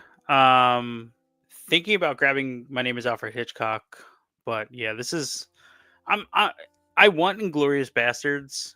I just don't know. I haven't convinced myself of it quite yet. Yep. So that's where I'm at. It's the same scan. It's difficult. Yeah, I mean, I've heard it's the same scan. I've heard it's a different encoding. I don't know. That one I'm gonna be like, it'll be a last minute thing if I decide to. It'll be like when Atomic Movie Store has one left, and I'm like, okay, finally. So we'll see. Yeah, I'm eager to get in Rumpelstiltskin for sure. I've not even been able to see the new restoration yet. I really need to. I think that's the biggest one for me. I'm kind of curious eventually to check out Incubus. Love the whole, like, this movie was not able to be seen for years and we got it now on 4K. Like, it just adds to the lore of these crazy titles that we've been getting for the last year and a half. Yeah, well, I'm actually kind of happy there's a week where I'm not going to spend much money on something new. You know what I mean? Right. Yeah. All right. We are on to our discussion for the night, which is commentaries that we wish that we could do. And these are only horror films. Before we do that, why do you love commentaries? Why do you want to start a podcast about commentaries? I feel like I didn't start getting into them until later. Actually, believe it or not, the movie that kind of started it for me was the commentary for Halloween 4 with Dwight H. Little. That was the commentary that I remember watching Halloween 4, and I was like, yeah, obviously I like that movie a lot, but the commentary kind of brought up some things and showed me some things in a new light. And I was like, man, these are actually like incredibly interesting. So I started diving into them a little bit more. And then, of course, eventually getting to the point where I was watching yours with Will on a Spider Labyrinth. And it really got to a point where it was almost like, I don't know how to put it. I felt like I was getting viewpoints that no other form of bonus feature, unless I could sit down with the people, like were able to give me. Like, that was the best insight. And there are bad commentaries and there are good commentaries. Oh, for sure. But the desire to move it into a podcast is because I feel like people who don't watch or listen to audio commentaries are missing out on a lot of important information. And there are times where commentaries have made movies better for me or helped me kind of see them in a new light. And there are some commentaries you listen to, man, where just like you can feel the love and the passion. And once you kind of hear some of those stories, it's shocking that half of what we have ever came to light. Right, or like even exists, and it's so interesting. So that's what drove me into them. And the cool thing now is doing all the research for the podcast. Every movie that we've been researching for this first 6 months, I have a newfound respect for both the movie and the people involved. We've been lucky that the 6 movies we picked without kind of like pre-screening the commentary to figure out if it was good. We just happened to pick a bunch that were good.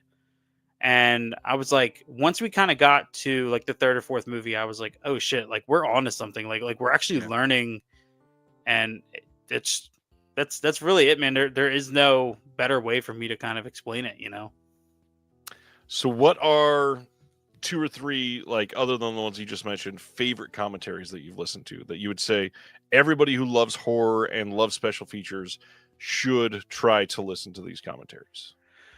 So I'm going to be broad with the first. I'm going to say anything with Rob Zombie. on any of his movies. I still think his movies have some of the best behind the scenes bonus features anyway. He goes incredibly in depth, but that's a guy who he's kind of like Kevin Smith to me. I love hearing him just talk about movies.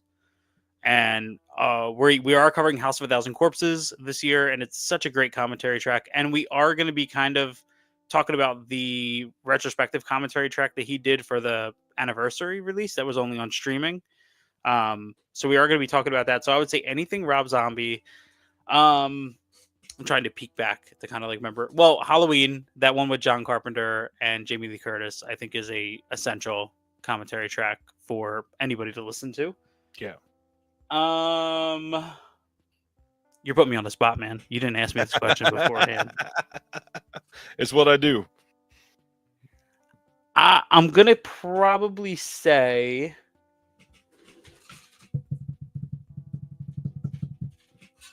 I don't know offhand. It's late. Well, then let's get into our discussion because I can't wait to hear some of your responses for these. So we were going to name 5 films that we would love to do a commentary for that are horror movies. What is the first one that you want to bring up? Okay, so I had to look at this in an interesting way because commentaries to me, I've never done one. If I was challenged to do one, it's challenging me to analyze deeper than ever before. So most of the titles that I have here, actually 4 of the 5 do not have commentaries. One does. Interesting. But first one I'm going to pull up is actually a release from this past year, and it is A Wounded Fawn. Love so yeah, and I'm incredibly shocked that this did not come with a commentary. It was something that I was kind of, when the bonus features when it got announced, I was a little disappointed. I was like, oh man, I'm happy to have this, but the bonus features didn't really hit kind of where I wanted it to. This movie to me is incredibly interesting as a fan of not just the giallo genre, but anything from the 70s. But it's also a movie that jumps genre so often that I feel like deep diving into this would be such a great exploration. And also, too, you can interpret this movie many different ways. You can take it literally. You can get into all the metaphorical, so there's a ton of different ways to analytically hop into this, as well as just fanboy about some of the incredible visuals. Like there's a moment where the character comes out of the bathroom and she's walking down a hallway, and there's this stark red wall behind her. And this movie was shot on film, so you have all the beautiful film grain, the beautiful coloring, the beautiful lighting. I feel like you could just geek out about the whole entire time. So to me, I would just want to talk about that stuff and, you know what I mean? Dive into it like that. And it's disappointing me that there isn't one for it. I'm just happy to own it at this point, Right. Totally get that. Yeah, it's a great movie. Definitely a lot to analyze for sure. Yeah. All right. So the first one I want to talk about is a half cheat. I kind of have to do this sometimes because there's certain things that I'm like, well, yeah, that has to be an answer, but also it's kind of a silly answer. But my first one here is Barbarian, and the first reason is because then we have a release of Barbarian. That's the main reason why I would love to do it, because I could hold it in my hand and have it be a true legit release. But in all reality, like a commentary on Barbarian has so many things that I would love to talk about. I mean, the history of Whitest Kid You Know and getting to get Barbarian made for Zach would be amazing. Justin Long and how he is one of like 2 modern Scream kings that we have with him and Kyle Gallner. I truly would love to just speak on his history attached to this genre, because he has done so many incredible things. But then, the stars that are in this movie and the story that we got, I really feel like Barbarian would make an incredible commentary. There's so much that you can pull out of this, talking about the history of Detroit and the political aspects that led to the city being broken down and what we see in the first part of this movie. Yeah, there's so much out of Barbarian that could really make for some good analysis. Oh, dude, you can talk about, because the movie did a great job with marketing Bill Skarsgård.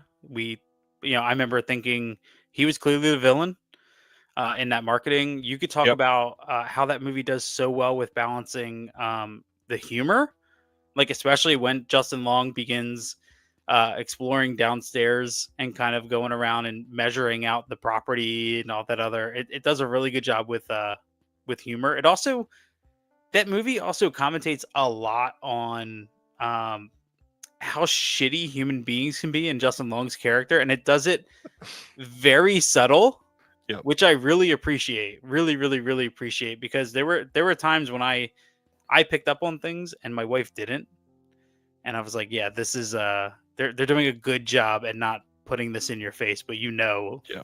if you know, you know. Yeah, it would be fun. I mean, even just the research alone, like there's a lot of stuff that I would love to learn about that could be associated with this. Would Yeah. be a blast. Yeah. That's a good one, man. Good pick.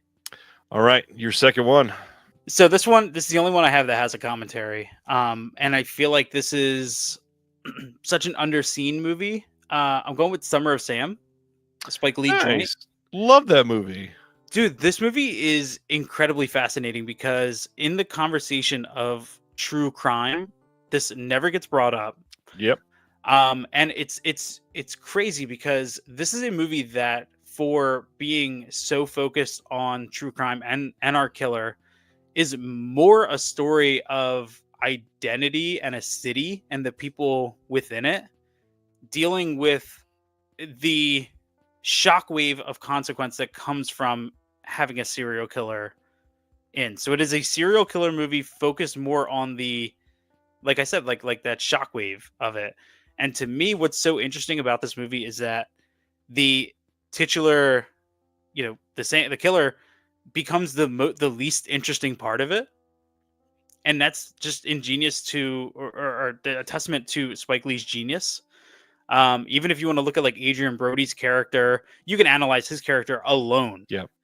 Over and over again. John Leguizamo, and this movie shot in beautifully. So to dive into this is one in my pile here that would be, I feel, overwhelming in research, and one that would be like, I feel like I would have a couple anxiety attacks during, but it would be worth the deep dive. You know what I mean? I actually might take that deep dive just for the shit of it. You know what I mean? Nice. But yeah, that's my second pick. I adore this movie. Primarily, not only because of this, but it definitely excels at being a truly sweaty movie. For obvious reasons that have to do with the plot, but for many movies, they don't go through the process of making people look so lived in and filthy in those moments. Yeah. The Cali Kid says the audio commentary track by Greta Gerwig and Barbie is astonishing. Fortunately, it's only available on the Max streaming version, not on disc. Did not know that. Thanks for the donation, Cali Kid. That sucks. I wonder, is it on the UK release? That, because sometimes they get more extras than we do. Man, I want to know who is streaming movies on Max interested in listening to a commentary track. I mean, hopefully many people. Yeah, I hope, but that's interesting. That it feels like such a physical media thing to do, like somebody who Right. collects physical media, you know. So I don't think of it. Same with like when when they did House of a Thousand Corpses, only on the digital version of the movie. That's like they Netflix a few years ago made a big deal. Knives Out they gave a commentary to, or the second Knives Out, which I think it's the second one that they did. But they were like, upcoming in 2 weeks, you can stream the audio commentary for this. And like, let's do that for every movie. Why are we only doing it for that? Like, I Yeah. understand the streaming model to a point, and that we're gonna have streaming direct films. Let's treat them properly. A lot of these people's thoughts need to be archived for all time. Come on. Mm-hmm. Yeah, I absolutely agree. All right, my next one. You actually brought him up as a filmmaker. I would love, and many people that know me, I've talked about this film far too many times. Red State by Kevin Smith is my favorite Kevin Smith film, and personally, I would love to sit here and set up a commentary where I just moderate with him. And obviously, Kevin Smith is a talker. I probably would only get a couple questions in, but he is somebody that I would love to hear him looking back on this from a decade later and thinking what happened, what came from it, the fallout from it, the marketing behind it. why his uh why his style changed so much for a couple films, primarily starting with this movie. But really, I mean, there's so much to cover that happened after this that he probably, if it had happened before he made the movie, probably would have been referenced in some ways, like the shootings down in Texas and a lot of the other things that are just full blown national tragedies that we know by name, like Columbine nowadays. Mhm. Obviously, many of those had happened before this came out, but there's been a couple more that I guarantee he would have loved to have had, in the mind of people as they watch this movie. And it does seem that Westboro Baptist Church, now that their leader Fred Phelps has been dead for a few years, they don't seem as much of a nuisance. And I say that as somebody that lives like 52 minutes from their headquarters, I believe. Ooh, So okay. they used to be here all the time. We're talking like a policeman would be killed, and they would show up to picket the funeral. Um, I would I would love to hear Kevin Smith talk about this movie in detail with me, just fangirling with him. And yeah, I agree with Kev. I can't remember a time when Kevin Smith has done a commentary since Clerks 2, other than the 4:30 movie that just came out. Dude, it's funny. I was telling my wife today that he was on the Criterion Closet, and the first comment, because those videos are 5 minutes or less, the first comment Right. was like, "Release the Kevin Smith cut." There's no way this dude talked for 5 minutes. And Red State is such a cool movie because it feels for as extreme as that movie seems. I remember the first time I saw it, thinking like, I don't know, I could see this happening like right now. Like this could be a true story, and Yep. I wouldn't question its reality. Yeah, none of it is like far-fetched in any way at all. Yeah, yeah. So my next choice is a little extreme. I do want to I want to warn you, because a lot of people don't know about this movie, and the people who do know about this movie have some crazy opinions on it. And the commentary that I would want to do would be with the director, but people are going to be like, "This guy's a nutcase." This is a movie that I've fallen in love with. It's The Portraits of Andrea Palmer.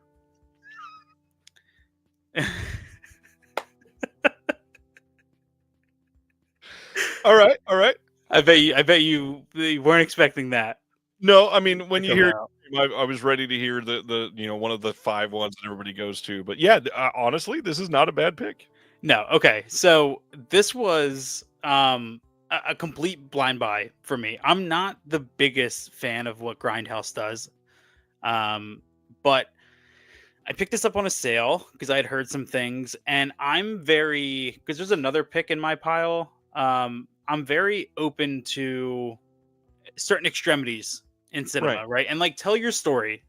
I'm not one of those people who's very. I mean, I've showed off The Lover, now, so like obviously I'm not sensitive to this stuff, and I think Portraits of Andrea Palmer is a movie that is incredibly heavy-handed in a story it's supposed to tell, and it's a movie that's not meant to be glorified as like happy Right. or the movie is dreadful from beginning to end, and it does not shy away from what it wants to do, but it's a movie that also is visually incredibly interesting because of how it was shot.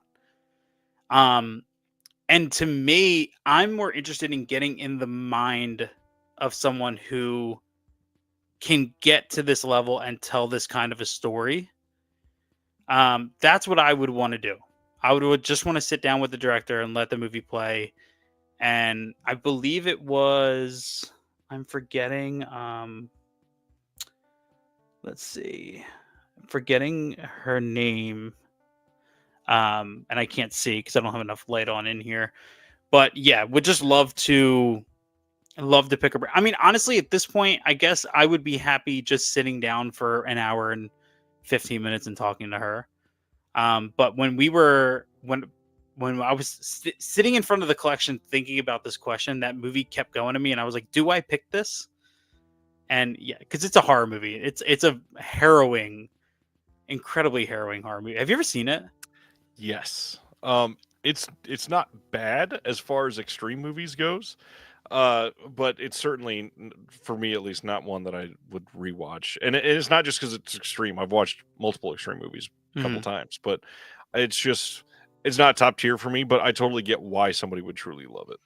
Yeah, I mean, there's an audience for it. Like, it has a really nice release, and there was effort put into this, so there is an audience for it. And I've gotten into some forums and seen people who have talked about it.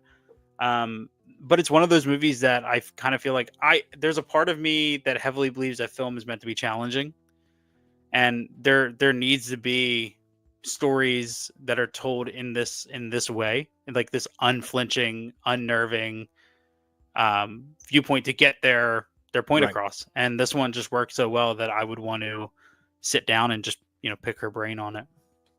Ronnie pointed out, Ronnie does a lot to promote TV stuff, so thank you for this, Ronnie. Kevin Smith did a commentary for a Supergirl episode that he directed on the season 2 set, which is super cool. I've honestly not seen the Supergirl show at all yet, but I've wanted to because of his involvement. So thank you. My third pick, this is going to be an interesting one, and I have to ask if you have seen this before I do much. Have you seen One Cut of the Dead? When it first came out, yes. Okay. So I'm going to do something that I've not done on the channel before here. If you have never seen One Cut of the Dead, I want you to listen to me right now. And I'm going to tell you to mute your phone, your TV, your computer, whatever you're watching this on. And I'm going to put up this background for disconnected spoilers. And then after I'm done talking about it, I will take this down and go back to the normal one. And then you can unmute it because this is a movie that you cannot have spoiled for you and enjoy. So, One Cut of the Dead. This is my choice. Last chance here. If you haven't muted yet, please mute if you've not seen it. One Cut of the Dead, obviously, is a fake out movie. Like, you watch the first, I don't even think it's a full half hour. It's like 25 minutes or whatever, where they show you this zombie film, and then they show you that they were making a movie and that it wasn't a zombie film, and then they fake you out and all that. I would love to sit here with the round table of filmmakers doing a commentary, just gushing over the filmmaking power behind this movie, because it took so much hard work to do this. I want to get some of the biggest names and just moderate them going, how the fuck did they think to do this? This is incredible. I would so be stoked to just sit in a room of filmmakers giving respect to this tiny indie movie that is amazing, that is like innovative, that is beyond incredible. And if you have, again, not seen it, you are missing something so great. But the power of completely manipulating your audience on purpose and then showing the all the things that you were hiding, but doing it where it looks like it's one cut is so perfect. I can't imagine sitting there with like 3 of the best directors of all time and not just going crazy for it. Yeah, that's a and there's supposed to be a remake of that. There is a coming out? remake. There's, I think it was like Dutch or German or something. Kino released it. Oh, okay. I cannot believe I can do this. I don't know if this is it. I bought it in one of the recent sales. It was not that title, but it's not within arm's reach. Okay, I just didn't know if the remake did the same. I believe it does, Okay, but I believe it's not quite as well done. typical. Yeah, it's French, says KB. Okay, it's French. Okay. And then they did the One Cut of the Dead Hollywood something. I've not seen that new thing that they added to it or whatever. Whatever the original solid like 1 hour film is, amazing, perfect film. Yeah, it's a good one. Damn, dude, your choices I feel like are blowing mine away. All right, spoiler banner's gone. Welcome back, everybody. Turn up your volume. No, my choices aren't blowing anything. I mean, these are all valid. All choices are valid here. Yeah. Well, I have one. I'm currently reading Naked Theater and Uncensored Horror, which is the Stuart Gordon biography right now. Yeah. And it's fantastic because he's a filmmaker who has an incredibly rich and interesting past, and his involvement from theater into film I didn't know about, but it's incredible. But one movie of his that I feel like kind of gets like overlooked. You have your Reanimator, you have Dolls, you have so much of what he does. But for me, I would love to just sit down and geek out about Castle Freak. Yes. Like the fact alone to have a conversation about shooting this in Charles Band's castle is a crazy thing in itself. Like, this movie to me feels, you have obviously Barbara Crampton's back, Jeffrey Combs back, the typical crew, and they have such an odd relationship here with her distrust of Jeffrey Combs and all. I don't want to get too crazy into it, but I don't want to. I want to sit down with some other like big Stuart Gordon fans and kind of talk about how this fits in his Right. filmography, because to me this movie feels a little more, in a weird way, uh like prestigious. It's not as funny as Reanimator. It's not as silly as Dolls. It takes itself very seriously. The monster is genuinely It's scary and disgusting. unnerving. Yeah, it's really gross. The Jeffrey Combs character is like incredibly conflicting, and you feel terrible for Barbara Crampton. It's a movie that is just an incredible piece of his filmography for me, that I want to sit down with just a bunch of other Stuart Gordon fans and talk about kind of how this fits. And the reason I brought that one up specifically, because I love it, and every single time I talk about Stuart Gordon, everyone's like, "Oh, Reanimator." That's where everybody goes kind of instantly, and nobody talks about Castle Freak. And it's one of the few Gordon movies that doesn't have a commentary already, Right. which is real crazy to me, because it's such a great movie. So I adore this movie. This movie is gross and fun and so authentic in what it's trying to accomplish, and this is a fun choice. yeah, and I wonder too. Like, my thing is that this is one of the non HP Lovecraft adapted, like one of the few that Yeah, Gordon did that wasn't based on that.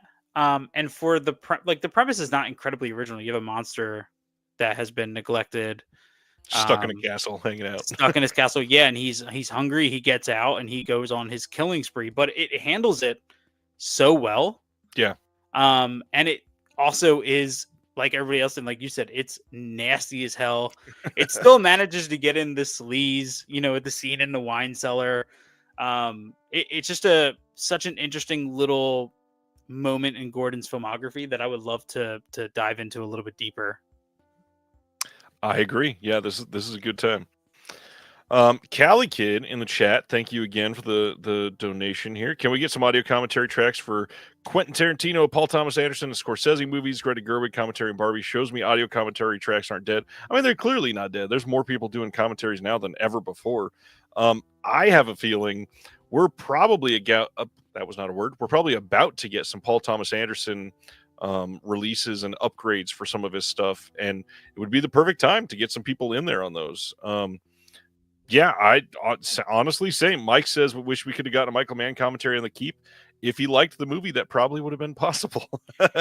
There was this interesting period, and tell me if you remember, because I think this was like the Zack Snyder Watchmen era, where directors would do, it would typically be a bonus feature, or it would be like a watch along. Where I remember during Watchmen, there was moments where like it would go to Zack Snyder, who was at this table, and then he would break down sequences. Yep. So it wasn't like a full on commentary, but he would go in. And I feel like that's the level that you would kind of have to get if you're talking about Paul Thomas Anderson or like Quentin Tarantino. I feel like to accurately get a great commentary from them would be pausing the movie and going on for 20 minutes additional about a scene and then playing the movie again. You know what I mean? Yeah.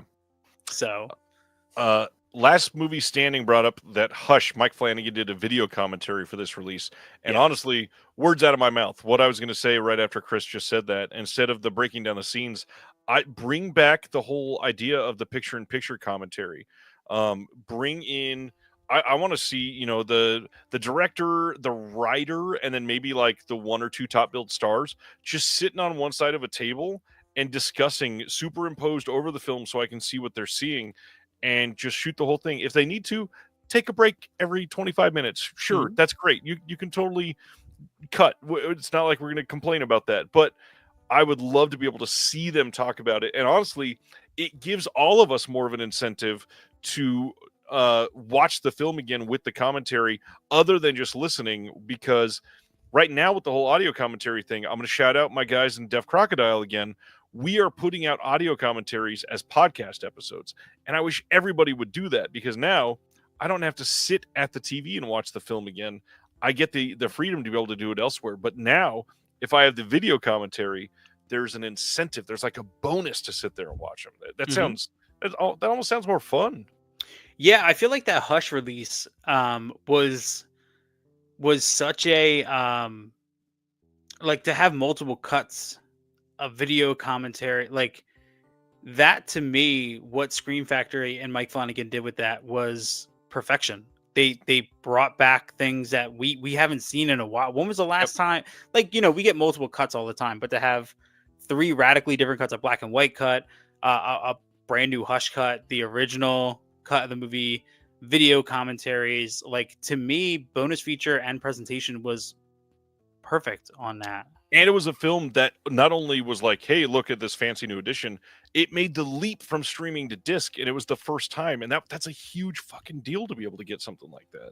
Oh my god, it's a massive deal, and you can tell. You could just look at that release and tell that Flanagan fucking loves that movie and love what Yep. he did with it. And I first, when I heard he got the rights to it and he was waiting to announce a label, I was like, okay, I have a feeling it's gonna be Scream Factory. I was expecting like an Arrow or something like that, but I think Scream Factory handled it really well, and I think that's because they had Flanagan on their side saying, hey, look, we need to put this in, and Yep. I'm going to invest, because it's also the director needs to invest the time. The director needs to come back and say, yes, I am interested in doing this or putting in the effort to help you achieve this. And Flanagan clearly did that. And that's very apparent on the final release that we got. Reservoir wants to point out Mike Flanagan is also doing a commentary movie podcast with movies, cast, and directors, Yep.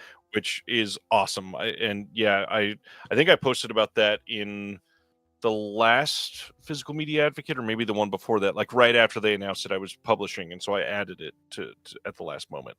Yeah. Stoked that's coming. His one with Radio Silence for Ready or Not is incredible. And I actually revisited Ready or Not for that episode. And the fact that he does an episode that's sort of like a conversation beforehand, leading up to the commentary, it's such a great concept. Cali Kid says commentary tracks are my favorite bonus feature. I think a lot of us would agree. Lately, my favorite is visual essays, but I mean, if I could listen to commentaries anywhere, I would do that all the time. I would never listen to a podcast again. I would just listen to commentaries. Yeah. Sibner listening to his favorites are Cruel Intentions and American Pie. Nice. All right, my fourth pick. This one is probably the most silly on my list, but these last two that I'm going to talk about are just simply because I love the movies, basically. And this is the silliest of my five, and that is Tremors 4. This is Tremors 4 Back to Perfection. This is the Old West Tremors that they did, where it's from like the 1800s. And growing up in the desert near like an old silver mining town where I did, and I used to go, we talked about this on your show just a couple days ago. I used to go hang out in the mines and everything. I adore Tremors 4 because I feel like I've lived some of this movie without the monsters. And I want to just talk about the Tremors franchise because it's one of my favorite franchises in horror history. And this one is just fun to have people playing these like ancestral versions of themselves and see the monsters attack people in the 1800s where they don't have technology to deal with things. That is going to be a blast to talk about. So yeah, I mean, we're never going to get commentaries for all of the Tremors films, and I want to do part 4. So let's freaking do it.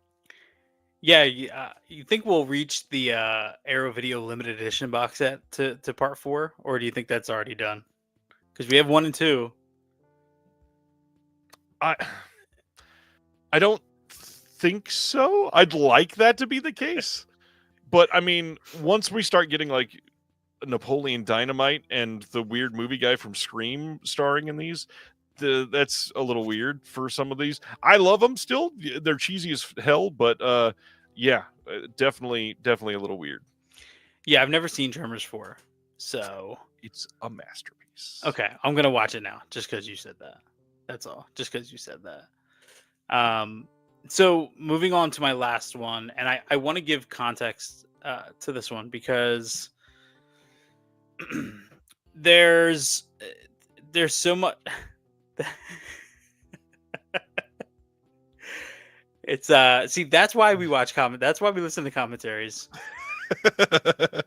It's pure example why we listen Yep. to commentaries. um, there was a weird little period of my life, and we've talked about this box set. Um, we like certain filmmakers are very divisive. People love them, people hate them, but at the end of the day, like you have to appreciate their vision. And I'm talking about Lars von Trier specifically here. Probably the most divisive, one of the most divisive filmmakers out there. But I remember scrolling on Netflix and coming across this movie, becoming absolutely obsessed with it. While equally, I think this was one of my hardest viewing experiences the first time I saw it. And I'm talking about the double Nymphomaniac movies. Which, like, again, I bet you nobody expected this to come into the conversation. We've covered now Portraits of Andrea Palmer and Nymphomaniac 1 and 2. You know what is great about this is just last night I recorded a show for somebody else's podcast, and one of my discoveries of the year is the Nymphomaniac double feature because I loved this so much.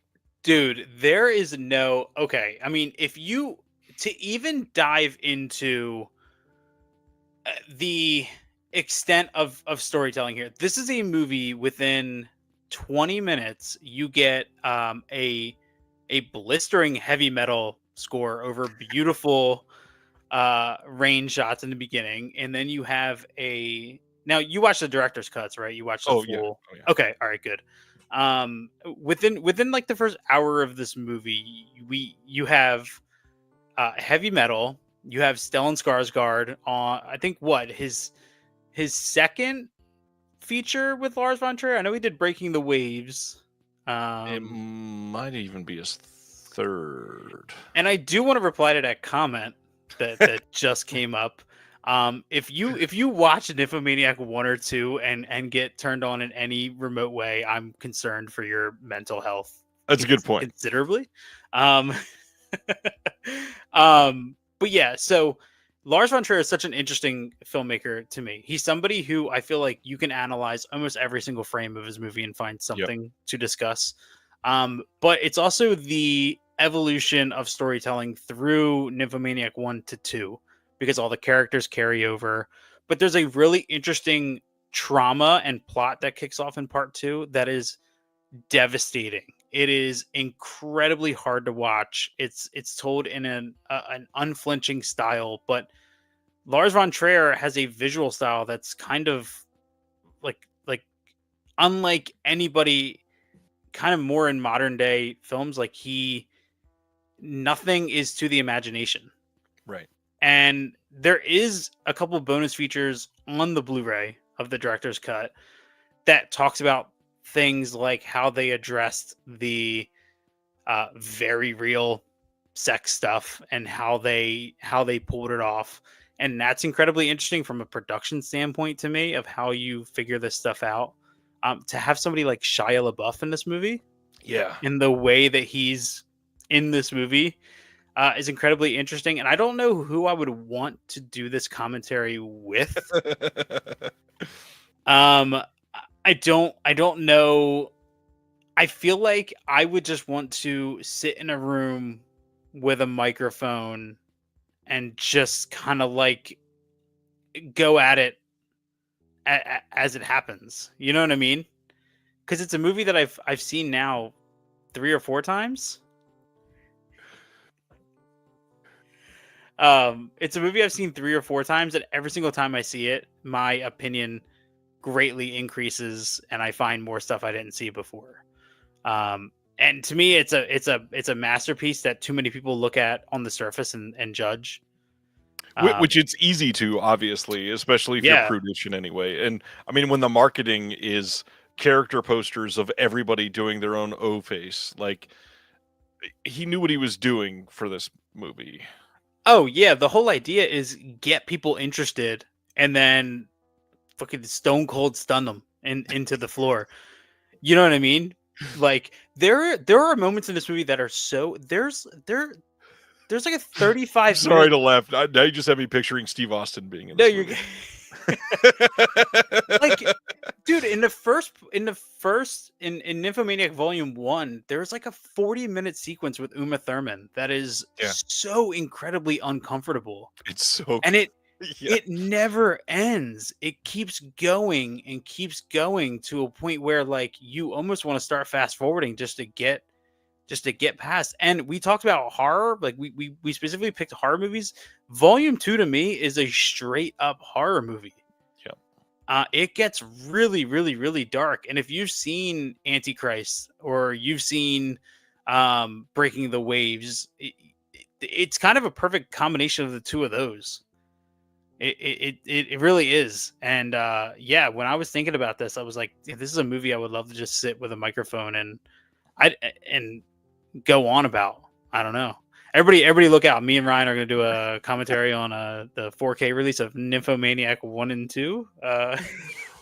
There is nothing as intimidating as a 4 hour and 23-minute commentary about nothing but sexual taboo topics.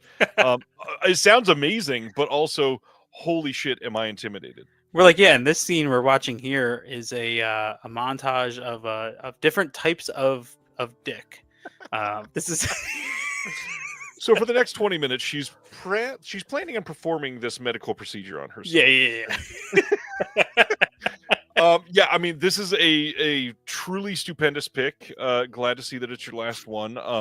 What's really funny, like I said, I talked about Nymphomaniac literally last night while sitting in this very chair, but I almost picked as my like final pick tonight was almost The House that Jack Built, because that movie is still the one for him that I don't know. I hate to say like it is my favorite film from Lars von Trier because it's so freaking heinous, but it's maybe my favorite film from Lars von Trier, and it's crazy. I mean the way that he gets things on camera and doesn't flinch from anything, and I mean there are certain things in The House that Jack Built that I would want to pause and just discuss the mindset that goes into it, like the I mean, I should almost put up the spoilers banner again for this, but the scene in The House that Jack Built where he poses the two bodies Mhm. that people, first of all, are shocked that they showed him killing on screen, but then he goes through the trouble to move things and make them look comfortable like a family photo. Like that alone is something crazy to get on camera. And Yeah. yeah, Or even that first his and it's not a spoiler, his first kill is again, it keeps going and it brings up it goes against all of the rules of death in cinema, in yeah, movies, being like this real quick, like gunshot to the leg and people were dead. And the yep, fact that it just keeps going and going to even think about that and to break that down is to me it's almost like the scene when Anton kills the cop in the beginning of No Country for Old Men, how it just keeps going and yeah, going. And I remember watching a thing with the Coen brothers talking about how long it takes to strangle somebody, and that was the purpose of that scene. That's why that camera pans down from the ceiling so slow, because they really wanted to sell how long it takes. And that to me is a crazy thought just in itself. You know what I yeah. mean? And then to translate that and put that into a movie is nuts. Terry's asking, so I'll ask, do I start with Dogville or Nymphomaniac?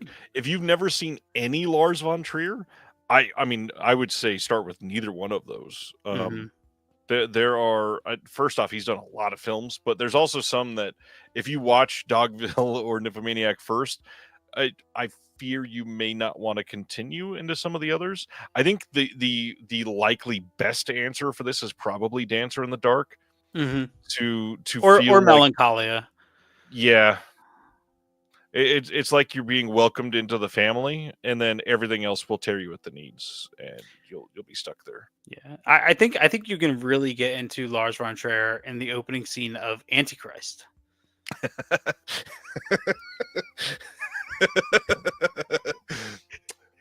So, anyways,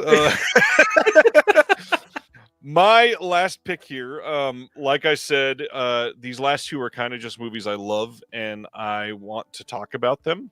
I truly feel like the work of this director is made for me almost. Like it matches all of my sensibilities and I love it maybe almost more than anything as a whole from any filmmaker. And we don't have a boutique release of it, and we have a boutique of everything else that isn't just a streaming film now. So I'm going to say I would love to do, and I'm going to be very specific here, a 4K second sight release of Blue Ruin by Jeremy Saulnier. And I would love to do that commentary with Jeremy and talk about revenge and the South and the area of the country that he is filming in, where it feels like you could have said that was almost any state. And it looks like, yeah, that I could see that being in the state. Just magically pulls it off that it's almost like this locationless setting because it's so nondescript in a way, and it's just green. Blue Ruin is such this harrowing tale of somebody taking a bad morning and dealing with it the best that they possibly could. I truly love the performance in this from somebody that has now turned into himself an incredible filmmaker with Macon Blair.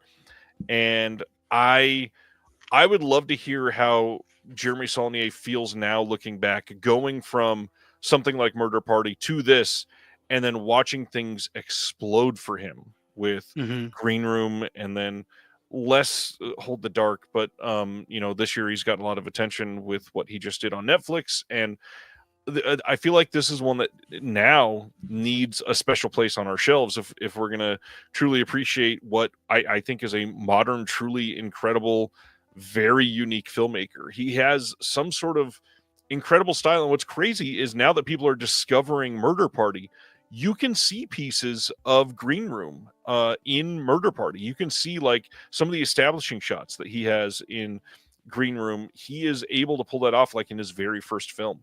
I truly think he is somebody that has almost spent his entire career so far as like this fully realized filmmaker.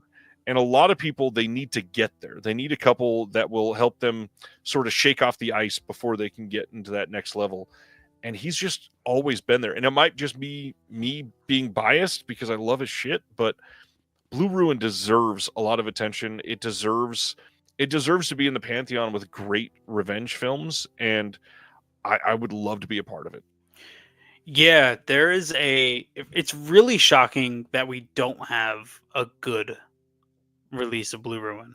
That's incredibly shocking to me. And I think the blue is even out of print now too. Yeah, like knowing that we have Green Room on 4K, and I get it. Green Room is more mass appeal, but right. ever since then he's been doing Netflix stuff, and I haven't seen Rebel Ridge yet, but I've heard it's very good. Yeah, that's what I've heard. Green Room, he has an incredible sense of, and I'm trying to figure out how to put it. There is this in between of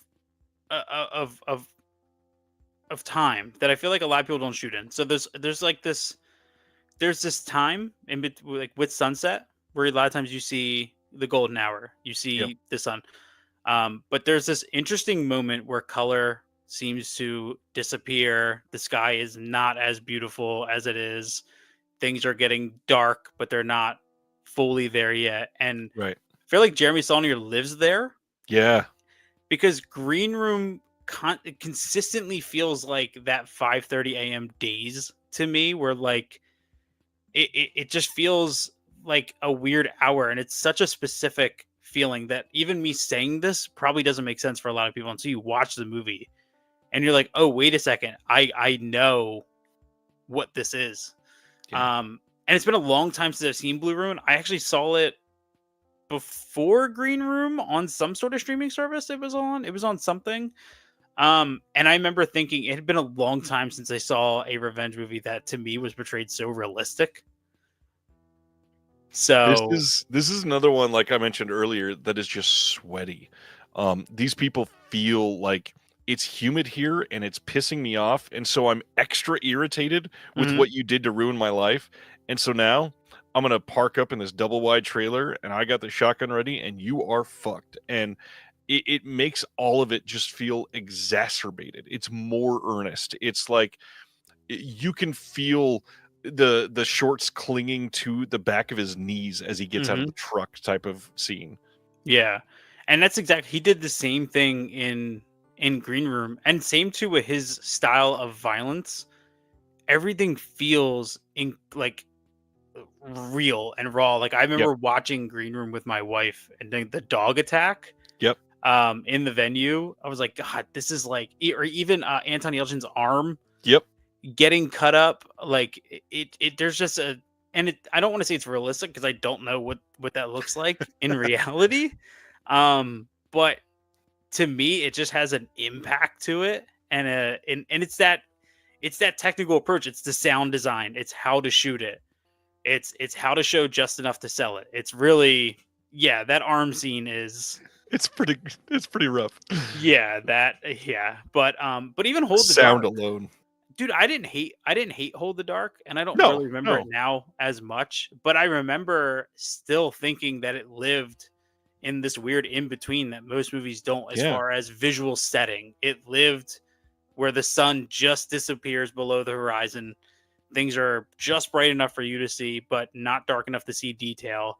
And Yep. I remember genuinely being afraid of the wolves in Hold. I think it was the wolves, right? Yep. In Hold Dark. I remember genuinely being afraid. And it's just like that thing I keep thinking about every single time I watch or hear of Jeremy Saulnier.